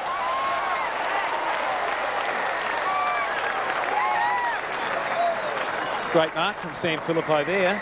As Mark Naley said, he got up, and he got up 3 times, but he held it on and kept his eye on the ball, and that was a fantastic catch. And as we said before, he's playing with a lot of confidence. Good to see. Great mark by Samuel Filippo. 3 goals so far today. A couple of easy ones missed. Could have had 5 up to this stage of the third quarter. Within kicking distance, virtually directly in front. As the crowd is very quiet here at Alberton Oval, just waiting for the kick to go through the middle. Which side of the goalpost? They're happy. That's his 4th. 2 fingers are up. So Sam Filippo from 10 goals last week, 4 so far in this game. Great put up once again. You could just see it. Just see, couldn't you, Andrew? Filippo, the sit was there. Port Adelaide, yeah, that's a great mark. Fantastic mark. Got the ride from his own teammate. He'll let him know about that tomorrow. But he's kept his eye on the ball there, and that's good to see. Port Adelaide have just really been much more systematic in their run out of defence. We saw the ball was kicked out of bounds there, and they're running superbly from down back. Too many players in the middle for the Tigers, so Darryl Poole takes the resultant free kick. Hahn crashes through, did pretty well, got taken high by Piccone. The umpire was right on the spot and gave the free kick. Great kick. Morgan with the advantage, and now Filippo Oh, he's doing pretty well. His confidence sky high. 4 goals on the board, and his second goal today brought up his 150th career goal. This fellow's looking pretty damaging. Well, all the work was done with the Iceman in the middle of the ground. He just took on the players here. Got there before 3 other Glenelg players there, Andrew, and just took the head-eye tackle. Caught one high, kept the ball, knocking it forward. Resultant is they're all running. There was players there, and the use of the footy into the corridor where San Filippo's leading very well has been excellent, and he's taken another good mark and lines up for his 5th goal. Goal here takes him past last season's tally, and he's got it. Yep. So 5 on the board to Filippo, 15 goals for the year. He heads up the goal kicking for the SANFL, and you can see why. Glenelg, they'd be absolutely shattered at the moment now after their start. This is not what they wanted to happen. They wasted opportunities early. Port have gone back to what they know, and that's using their runners out of defence. They've played a lot together, and the resultant is that they're well and truly in front now down here at Adelaide Oval. 36-point margin to the Magpies. It's just not happening at the moment for Glenelg, is it, Michael Parsons? Yeah, a couple of changes on the boundary line. The big guys for the Bays have switched over. Win Stanley coming on for Golding, and Brown has come off for the Port, or come on in place of Steglin, and Troy Bond just comes off for a bit of a rest. Coney goes up forward. Grenfold comes out, takes the mark. He's got players running everywhere. He goes over the top. The umpire's getting in the way, but the mark will still be taken by Fedema. Takes a good mark. 4 kicks, a couple of handballs this afternoon. Yet to kick a goal.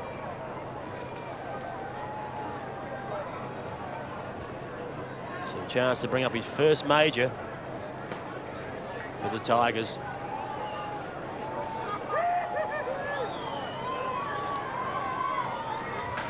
It's a good kick off the boot. Crowd's quiet, so it must be a goal here at Adelaide Oval. The Bays, a much needed one, and that's the first one for Brendan Fedema. Fedema finally gets a goal after kicking 3 points early in the match. Baconi set it up beautifully. Just charging out of defence. Grenvold then. Now this is where Glenelg just stopped in the second quarter. They didn't play on, but when they do, they look awesome. They're a strong running side, and they can really kill off teams when they're running it hard out of defence.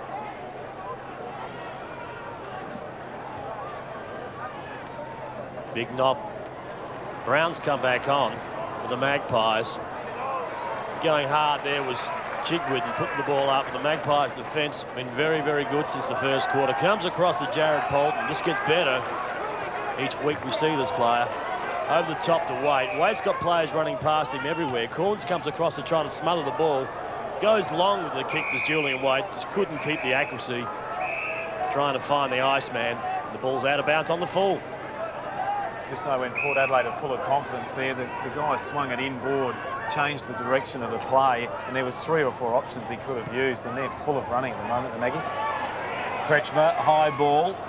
From behind, Brown couldn't take it. Sujai Cook tackled off by Polton. Corns with the left hand. Handball comes inboard to Higgins. Well, he's played a few times here, Brett Higgins, hasn't he? Simon Hill quickly onto it, pounces onto it, steadies from 50 and goes long towards goal. It's through. Well done, Simon Hill. He is a finisher, a class act, and Simon Hill gets his first.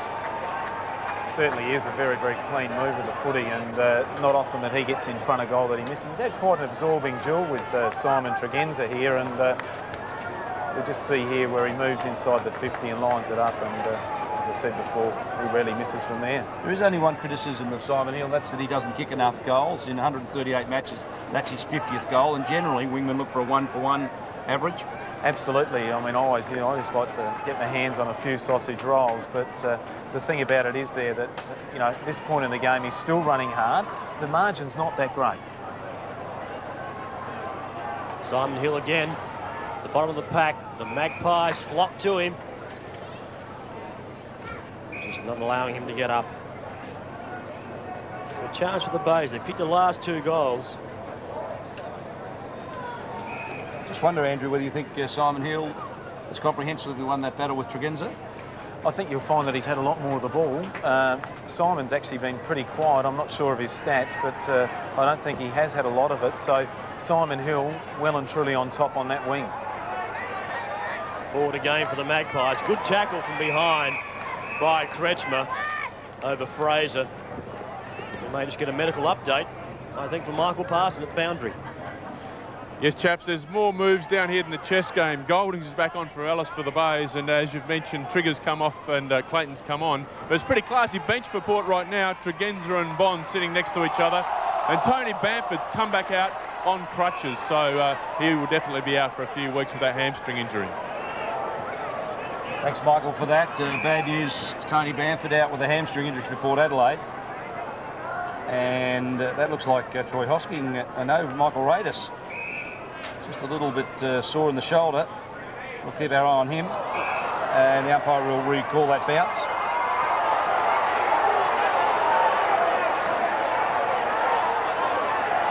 Oh, the crowd's not happy with the decision, David. I missed the action. I saw the bounce from the umpire. Just took my eyes off the football momentarily. It's a high ball going back. The Magpies just overlapping through Polton. Polton goes out wide. A chance of a sting line to take it before anybody else does. He's got Darryl Poole over the top. Good hands. Finds Poole. The man Mountain just dodges and weaving like a rover through that half-forward flank. Comes up and finds Ashley. Ashley has gone wider still. Cutting across is Fraser. A chance of Filippo. Where is he up forward? We know he's there. Can he get his hands on the football? He can't. Harwood, who's been left on. Filippo all afternoon again. Polton, he really has been outstanding since that first quarter. Hasn't missed a trick. He wants to kick a goal, I think. He comes in just outside of 50. The kick wasn't good, and remarked by Harwood. Mark Harwood brings it out wide. This is Troy Hosking. In his fourth game for the Tigers, over the top to Sujai Cook, and he's second for the club. Around the corner goes the kick and into space. Underneath this one, Higgins couldn't quite take it. Matthew Ashley, hurried kick, puts it back into space. Well done, Julian Waite, made a good attempt. Piccone feeds it back to Hosking, who has time for a bounce. A couple if he wants it. He's got Melody running wide, but goes the long option. Corns with a push. Play on, said the umpire. Grenville goes after it. Carter towards the boundary line. Well done, Stephen. Second in the best and fairest last year, and playing a strong rebounding, disciplined game today. Just never satisfied the Port Adelaide people. They loved it there. Corns pushed him fair in the back. They're well and truly on top of this game, and they're supporting as hard as ever.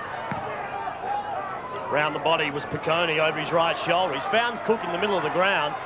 Cook quickly onto his right boot, goes up forward, a mark is taken. And Fetimer should line up, kick the last goal in this quarter. We'll line up for his second. Really been the first time we've seen some clean movement into the forward line since the first quarter. They moved it quickly, and we saw the benefit when Chick Whitten got his hands on it early of the forwards playing in front, just being aware of that quick kick into the forward line, and the result is a shot for goal. Brendan Fetimer will line up. Kicks from 30 directly in front. The umpire just looks back, watches the ball go over his head, and puts up the two fingers. So near the end of this third quarter, these Tigers fellas have kicked the last 3 goals.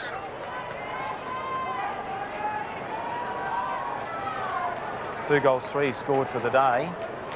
Just gives Glenelg a sniff. If they can go into the third quarter at three-quarter time with a bit of momentum, the game's certainly not beyond their reach. Dejected Tony Bamford there. Dejected Simon Tregenza and also Troy Bond. I mean, they're certainly not getting the court time that they would like. And for a couple of players that really do need to find some form, they'll be hoping to get a run in the last quarter. Fair enough. Back it comes. Matthew Ashley out of the middle, the hurried kick. Good work, Fraser. Worked very hard and courageously for it. Stingline claimed by Raiders, goes to ground. Couldn't dispatch the ball, but the siren has sounded. It's three-quarter time at Adelaide Oval with the Port Adelaide team leading by 18 points. And, well, I think some people thought that Glenelg were in for a hiding today, Andrew, but they've shown that they can take it right up to Port Adelaide and stay with them blow for blow. I really think they just stemmed the flow a bit there too towards the end of that quarter. Port Adelaide certainly came out after half-time well and truly on top. However, Glenelg just got a couple of goals towards the end there, and they'll go into the third quarter huddle with a bit of confidence. Port Adelaide's still obviously in front, but I think if Tony McGuinness can rally his troops and play like they did in the first quarter, there's no reason why they can't run away with a win or certainly make an excellent show of it in the last quarter. Three-quarter time scores here at Adelaide Oval. See Port Adelaide. They're 11 goals, 3-69. They lead the Tigers. They're on 7 goals, 9-51. And you're at home watching the action, all live and exclusive by ABC Sport. Start the final quarter from Adelaide Oval. It's Port 11-3, Glenelg 7-9. Your commentator, Mark Nayley. The big men fly again. Darryl Poole, been rucking the last virtually 2.5 quarters, has done it well. Coming through was Brian Lees. Threw it onto his left boot. Coming out hard, the Iceman overruns it. Obbs is there. The Iceman overlaps. Good shepherd there by Obbs. Puts it up high. Where's Filippo? Very wide. Sockers the ball out of bounds. To see the Port Adelaide player in there, the Iceman, as you called it, playing in front there, and experience from Andrew Obbs, just good player in heavy traffic. Fed the handball out, and that's another quick movement into the forward line for Port Adelaide. Forward pocket. Ball thrown in. Obbs is held by, looks like Grenfell from behind. Stenglin's just come through, taking the ball out of the air, over the left shoulder, and the major, his first for the afternoon. Well, that's an absolute nightmare from a coaching point of view for a bloke who wasn't in the ruck contest, comes over the top, grabs the ball out of the air and kicks it straight through the middle, and it's just not what Glenelg needed at all at this time of the game, and Tony would be very disappointed with that. 24 points the margin. Glenelg need a couple quickly to get back in the hunt.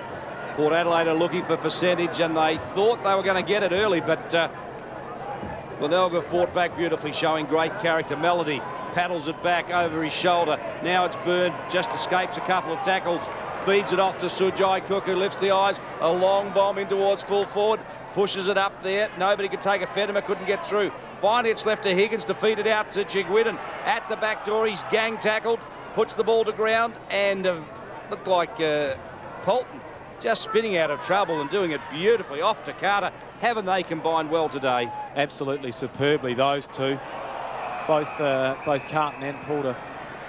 It was Porton and Carter, actually. Is that right? But no, they've ran well from defence, and I guess they've been the catalyst that's turned around for Port Adelaide since quarter time. Carter 10 kicks, 2 handballs and 2 marks. Has been tough. Yeah, Stephen Carter, terrific club man. Very strong across that half-back line. They're in there again. As we see, Mark Vista came off in that third quarter. Looked like he just jagged his knee, maybe have twisted it. There's not much ice there, so it may just be a problem he's had previously. Might just be a knock. Could be as well. As the ball's bounced inside 50 for the Tigers. The ball's socket out. First there will be Joshua Carr. He's kept the ball in. He dodges and weaves, gets away with it. Raiders gives the ball forward. Over the top there was Byrne. Chance here, they just really are going around in circles, the Tigers at the moment, but they are keeping possession. So Carr comes up with it again. The bloke who started that passage of play. 75 metres out. Looking for some space, looking for some movement up forward. You'll have to end up bombing it high. Oh, the lead's on by Corns. Good movement by Corns, but good pass by Carr.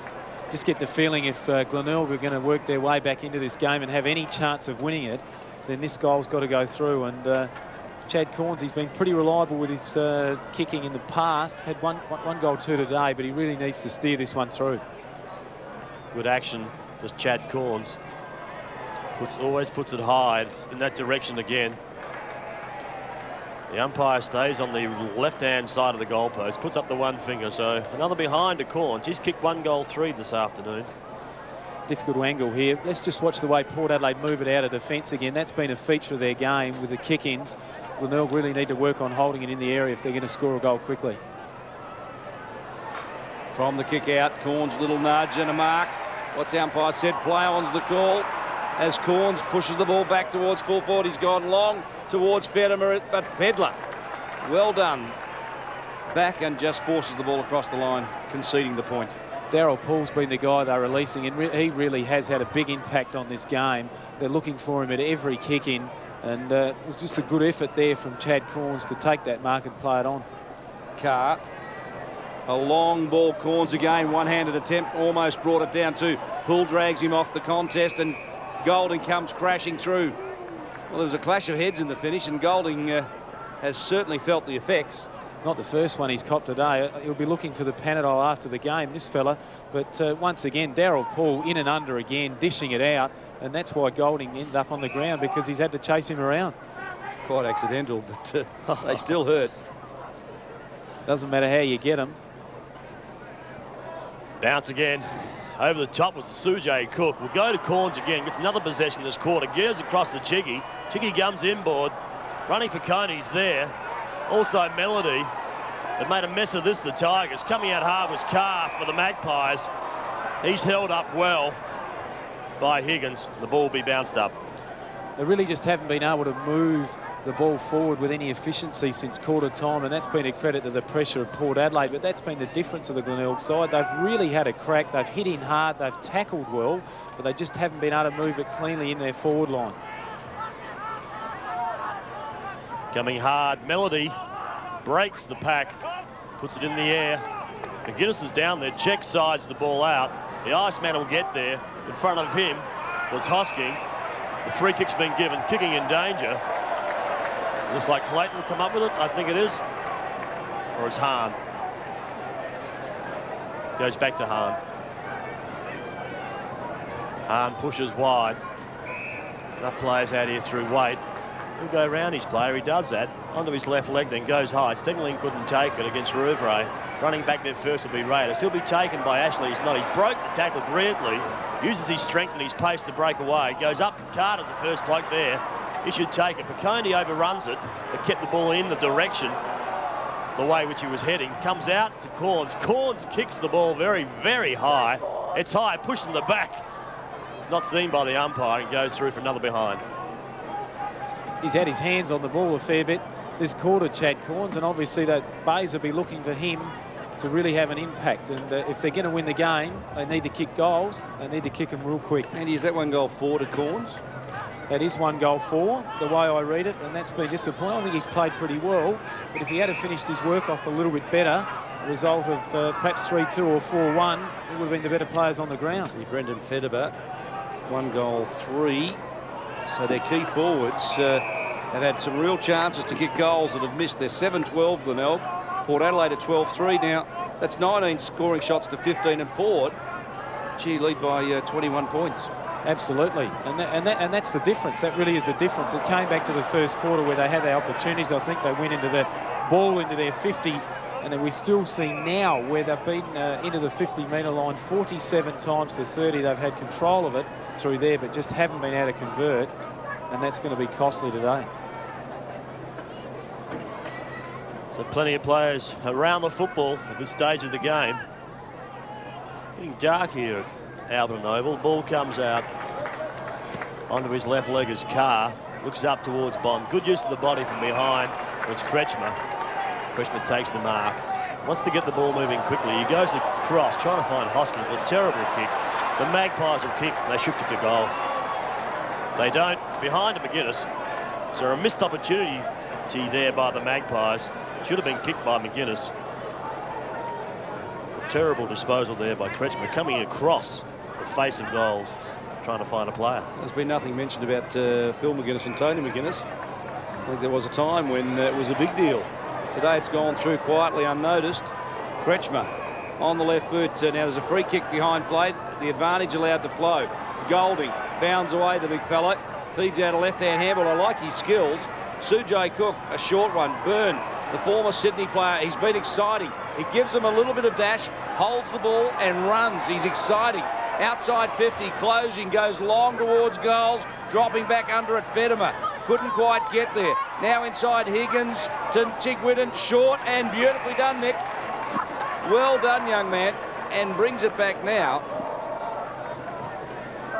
Right to the square where the ball has been marked by Todd Winstanley.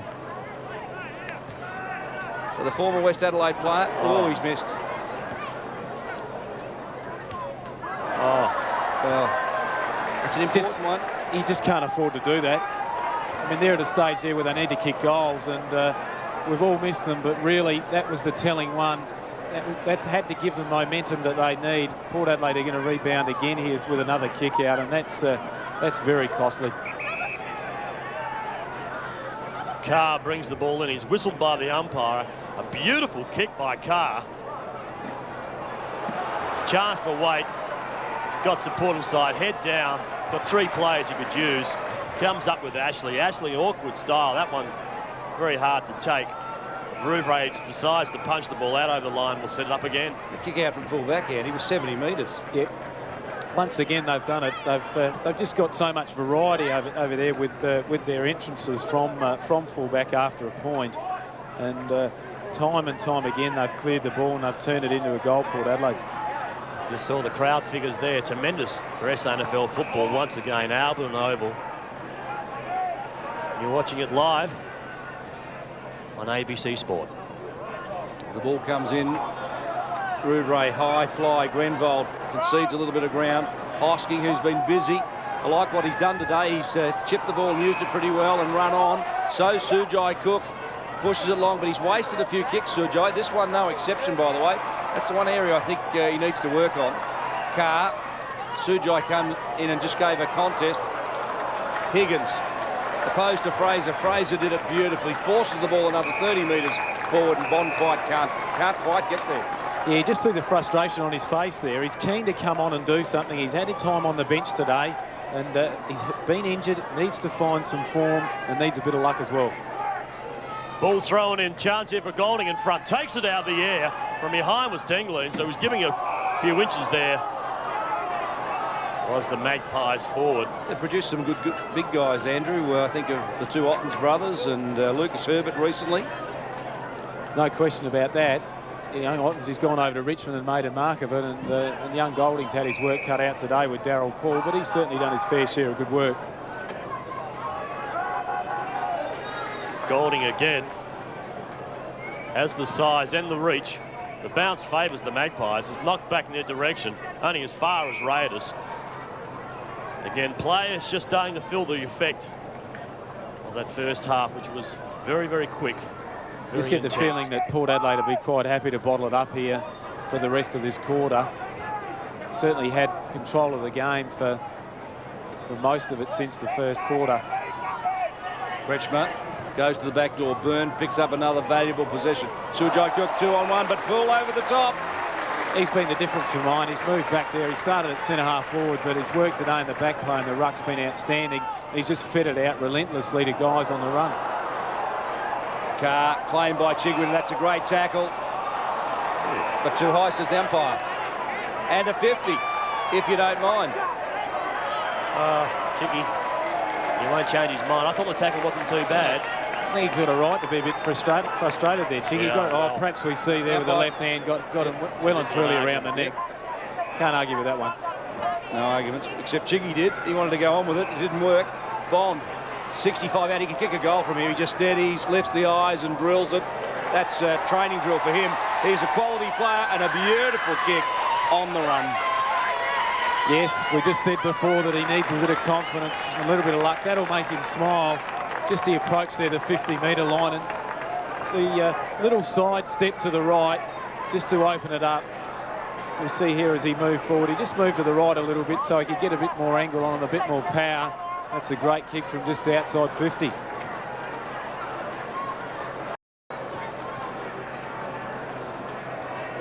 First goal to Troy Bond. Magpies now 82 over the Tigers 55. Poole takes it out of the air. He'd be happy with his performance this afternoon. He has contested, taken a few marks, only 4 in the air. He really has worked hard to use his frame, just get in between players, allow players an avenue to get through. Golding quickly down. Sujay Cook's over the top. Is the umpire going to pull out a free kick? I don't think so. I must ask David, because your opinion also. Been plenty of talk this week of footballs with tight shorts, footballs with loose shorts. So I know your opinion. What would you rather? I'm not getting involved in that one. They can make their own mind up as far as I'm concerned. You're a strange man. Melody towards half forward. Chigwidden off hands around the corner. This is a promising attack. Brian Lees drifts back on it, thumps it towards the line. Chad Corns keeps it in beautifully, but Lees quite content to pick it up and carry it across. Yeah, absolutely. Just bottling it up there and getting back to the tight shorts, David. I mean, it comes back to whether you've got any option to wear any other. All my shorts are No tight. pun intended. Yeah, that's right. Tell you what, we've got to look for a new commentary team next year, I reckon. You blokes. The auditions for any young promising footballer out there who wants to have a go. As Poole goes into ruck against Winstanley. Fedema high above the back. Chigwidden. Oh, that was beautifully done. Off it goes to Sujai Cook, and the chef finishes off beautifully and brings up his second. 2 goals won to Sujai this afternoon. An important contribution, and you wonder now whether Glenelg have got enough time. Well, obviously 15 minutes to go or thereabouts. There certainly is enough time, but they haven't played well enough. There, Nicky Chigwidden, he has had a good day. He's tried very, very hard for most of the day, and it was through his spark and his influence in the first quarter that they got off to that. But we just haven't seen the numbers at the ball across half-forward line for long enough for the Bays.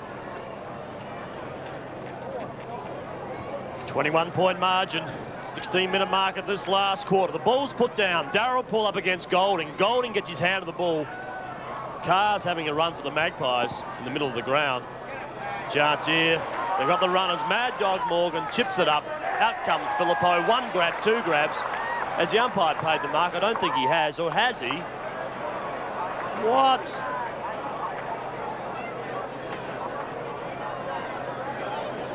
Comment Andrew Pays. He just might have paid the little push towards the end. I thought he's certainly held it for long enough. And he's obviously paid the mark there. Well, 5 goals too. I think the umpire was caught behind him, and I thought he carried the ball through. No way. Okay. He's paid the mark. I was always annoyed how the full forwards are always favoured. Filippo on the way. Looks like he's brought up his 6th for the afternoon. 10 last week, 6 this week so far in this game. So really is coming along leaps and bounds in this Magpies jumpers. You just think with the form that Port Adelaide are in and in Sam Filippo, is he capable of kicking a ton this year, David? I want to see that again. He has not touched the foot. He's touched the football and it's come out of his hands. There wasn't a hand put on him. Sorry about that, David. I think the question is, can he kick 100? And I think he can in this form as we go down to Michael Parsons on the boundary. Yeah, Freddie McGuinness is still looking for something up forward to give them a goal, and Winstanley paying the penalty for missing that dead set sitter 5 minutes ago. Hits the pine, and Justin Scripps comes on for another go. Thanks, Michael. Golding and ruck. Poole taps this one down. Bond couldn't get it, but Morgan does. Towards centre half forward. Who's there? No mark taken off the back of the pack. It's Kretschmer around the corner. Oh, good courage, Jared Fulton. I like the way this kid goes about it. He's an exciting new prospect. On the left boot, it's Julian Waite, 55 metres out on a very tight angle. Now, he could make the distance. He is a penetrating kick, and he is accurate. He's going to give himself half a chance. But going for distance, he skied it. Golding underneath. This one will swallow it. He's big and he's strong, and he grabbed that one like a bear. Certainly did. I can't go past Jared Fulton for best player on the ground, David. He certainly has been the difference along with Darryl Poole, and bearing in mind those two players were an injection into the side, so Port Adelaide just looked really strong all over. Kretschmer, left leg, goes on the outer side, finds Grenville. Corns still running, gives Grenville the option. Corns is up again. Couldn't take this one. Poole again. It looked like Carter and Poole in there, and also Brian Lee, so a lot of experience there for the Magpies. The crowd still yelling and screaming. That would have been a great mark. Getting involved with this game. Good pull, quick hands. Comes back, goes up high. Chance here again for Stingling. Couldn't take it. Golding takes it back to Kretschmer. Kretschmer goes on. Chance here for the Tigers to clear. Rouvray will take it, go over the top to Harwood. Harwood's been trying all day. The ball's been coming in well for Filippo. Carter takes this one, should run it to the boundary line. As he does quite often in a game of football. Yeah, they're certainly quite happy to do that. They know where the boundary line is back there, and just can't see Glenelg getting back into it at all. Port Adelaide quite happy just to bottle it up and play pressure footy, and they'll come away with a win. Scott Hodges in the crowd would be enjoying this. Retired Port Adelaide footballer just in front of our commentary box. And I think there's quite a few past players. Jeff Motley in the grandstand. So Port Adelaide have a tradition, don't they, of their past champions staying or coming home. They seem to be able to get people that have been involved in the club back, whether it's from a supporter base or just spectators or getting involved in selection or whatever. And I guess that's why they've had such success over the years. They really do only employ their own, and there's no better club around than Port Adelaide in terms of that. And a lot of interested onlookers that have been part of Port Adelaide here again today. Obst off, and Tregenza back on to see if he can improve on his stats as Corns takes it out of the ruck in front of Steinglen. Oh, Poole is very clever. Polton, just a great dash. The kick's a high one. Golding will need to work hard. Steinglen from behind couldn't complete the grab. Matthew Ashley just forces the ball into pace and lets the runners run, but Kretschmer backs up and gets in charge. Off it goes to Rouvray. He's been very solid in defence this afternoon for the Tigers. 43 was Ellis. Grenvold couldn't quite take it. Comes back again. There's James Byrne. Pedler. Higgins. And Least crashes through, gets it out, heads towards the boundary line. Chigwidden says that was deliberate. He said a bit more than that, but that was the gist of it. Absolutely, we won't repeat what he said, but why are the Port Adelaide players leading their forwards to the ball? I mean, it's late in the game, they need some spark, and Port Adelaide just seem to be reading the ball much better. Cook, quick hands inside. On again, chance here. The Tigers to go forward. Corns at the back. He hasn't stopped trying all day, as Chad Corns. This time he's given away a free kick to Simon Pedler.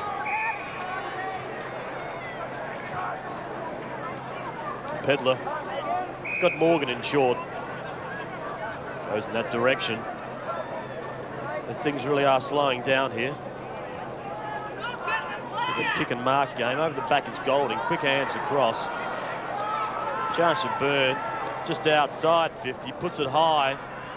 Who's back there? Going across with Nadima. Couldn't take the mark. Had to sit. Good hands. Back to Carter. Carter goes down the outer wing. Player who's trying to find. Coming out hard was Filippo, who's kicked 6 goals here this afternoon. And in other matches around town this afternoon.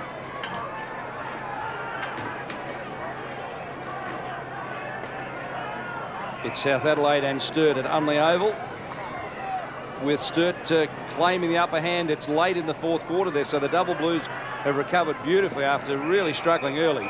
And North and Central, but North at least getting a score on the board, but the Bulldogs are taking a percentage win from the Roosters.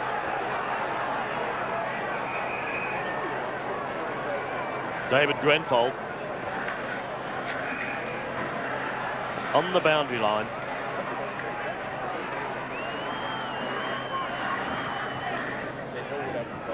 Puts the kick up. The base player in front couldn't take it. Handball to the ground. Sujay Cook there takes a look at the quick handball, pulls in there. Playing like a robot this afternoon is big Darryl Poole. Throws the ball away now. The Maggies have a chance here through Waite. Waite goes up. Filippo's out for a run. Over the top of Tregenza. He'll need the support of Filippo again. He gets in there. Raiders tried hard. McGuinness is up. Does the twist and a turn.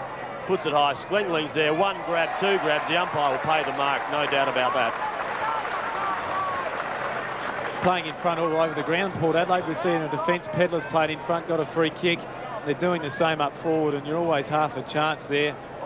Didn't get it on the first bite, but kept it in front of him and lining up for his 2nd goal this quarter.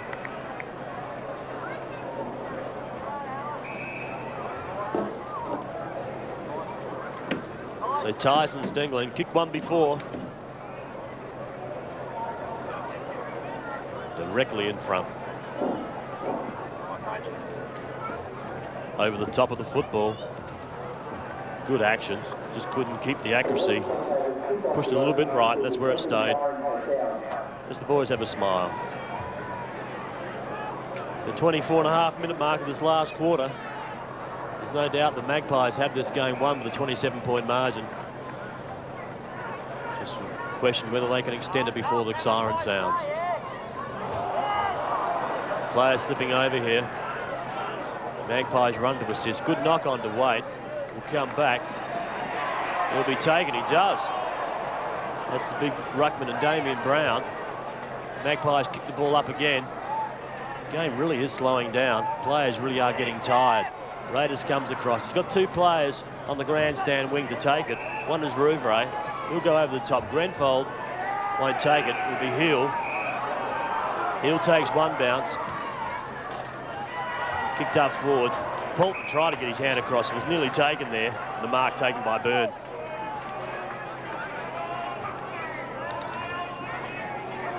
So Byrne's just got players standing up there. There's no movement at all. Ball's kicked high. Northeast will take this uncontested. So all the desperation has just gone from this game in the last 5, 10, 15 minutes. Tigers really have given up.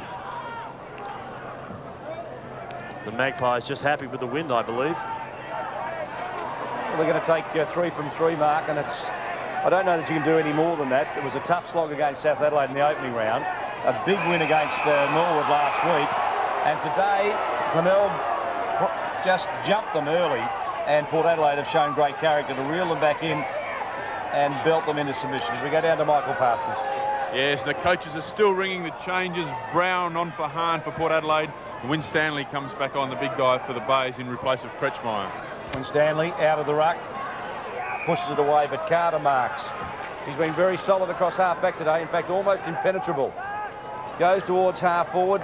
Fraser underneath this. He looks a likely type, this fellow. 55 out, goes towards Phillippo, doubles back into the square, takes a big fly but couldn't quite bring it down. McGuinness snaps, couldn't make the distance. Steinglein brings it back, but it had hit the point post. It'll be a throw-in a metre around from the Port Adelaide goalposts. They've actually crummed better in the last half, Port Adelaide. They've got to the front of the packs, they've brought the ball forward, and there's been a few players that have reaped rewards for that.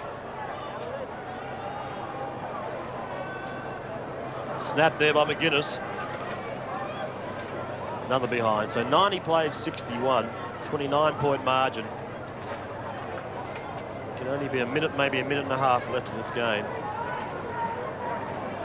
McConey to bring the ball back in. Just haven't been able to move the ball out of defence from a point, Glenelg, with any real purpose, and I think that's where Port Adelaide are the masters of that, and maybe something that Glenelg can just have a look at to help them out. Jared Poulton, the best on ground this afternoon in Andrew Pace's eyes. Be interesting to find out as we hear the final siren. David and the Magpies just too convincing after quarter time. Well, once again, we saw a big win to Port Adelaide.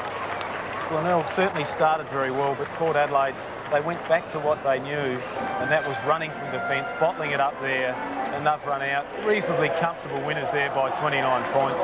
Well, Andrew, you look through the two sides. Glenelg jumped Port Adelaide early. They were 3-6 to 1-1 at quarter time. They led by 17 points. But thereafter, I think you've got to suggest that Glenelg started to hold the ball instead of running and playing on. What worked for them in the first quarter was thrown out the door. As we understand it from Michael Parsons at the coach's instructions, it didn't work for them in the last 3 quarters.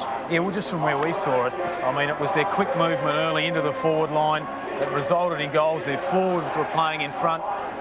Chick Whidden got his hands on it and fed it out to the runners, and it was a great style of play. You've got to respect what the coach says at quarter time, but from where we saw it, we probably just thought that they slowed the game down a little bit and didn't move it quickly enough for the rest of the game. I think a lot of people did think that Port Adelaide could go through the season undefeated, but it's a funny old season because Glenelg have shown that if you really rush with pace Port Adelaide, they are a little vulnerable, but gee, they're strong when it counts. No question about that. I don't think Glenelg will be super disappointed. As we said, the enormity of the task to come down here and win. It's been a long time since they've done it, and for most of the game, they did themselves reasonably proud. And you chose Jared Poulton as the best on the ground today. You thought he was the Port Adelaide Magpies' best? Certainly did. I thought he was outstanding from half-back. Well, very smart player, very clean player, uses the ball well, and his was a great game. Well, we've now got Michael Parsons down on the boundary line with Jared Bolton. Yes, and with me is Jared Poulton that's enjoying the drink, mate. A long, hard slog this afternoon. Yeah, it was a pretty tough game. We let them get back into it a couple of times after they got a break. We come back, but it's to the guys' credit, you know, we all worked hard and pushed through. And you'd be happy with your own form? You got your hands on the ball a fair bit this afternoon? Yeah, I haven't played for a couple of weeks, actually. First 2 weeks I'm sitting on the bench a lot and sitting out, so it's good to get back in there in full game, and I felt it today, that's for sure. Do you prepare yourself any different for a game with the Port Magpies as opposed to the step up into the AFL? No, you've got to have the same preparation no matter what you're playing. You've got to take it seriously and do the right things the night before and even like 3 days before. And Daryl Poole, the other guy that plays in the power today, got his hands on the ball a lot and looking pretty good. Yeah, he also missed last week with a bit of a niggling knee injury, but he's feeling better and his knee's fine now. And Sammy Pilipo's giving something for the Maggies day, mate, up in front of the goals this year. Yeah, he's presenting himself well and always hitting the ball hard, taking a few marks and kicking the goals. It's what we need. And I suppose the only disappointing thing to come out of today was Bamford going down. Looks like a hamstring injury. Yeah, look, I don't know what he's done, but he hobbled off. Probably just precaution, I'm not sure, but we'll have to wait and see.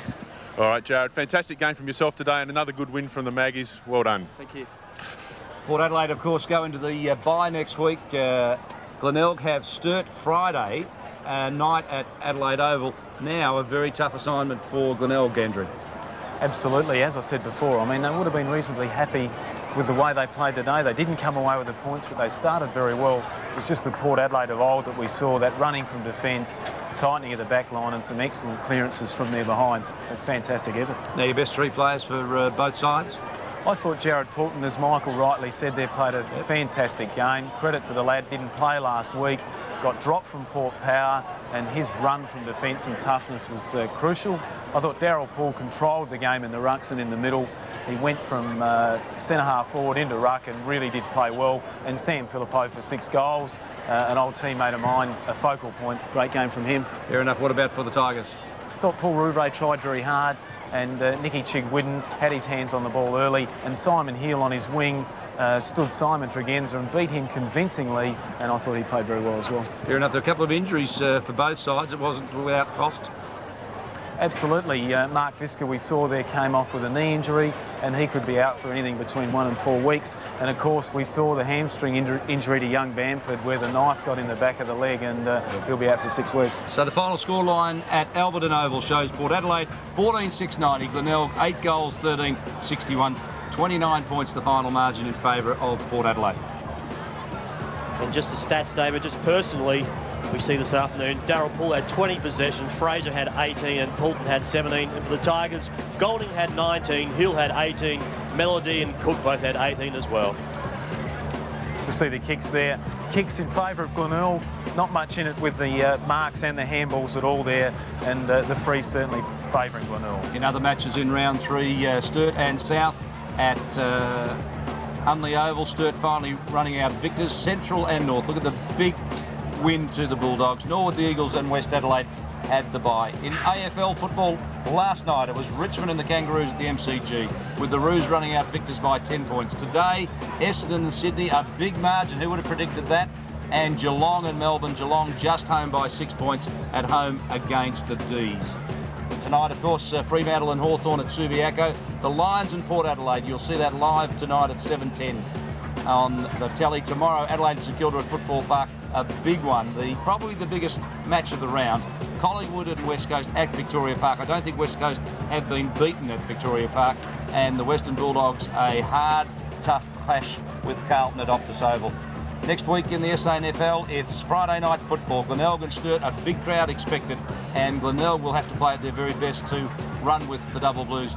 Next week, it's Central and Norwood, Elizabeth Oval, our match of the day. Join us 2:15 as we go live to Elizabeth Oval for the Bulldogs taking on the Redlegs. West and North, South and the Eagles, and of course, Port Adelaide have the bye. If you want today's video, it's $34.95. The ABC Match of the Day video purchased from any ABC shop, or you can phone 8343 4601 8343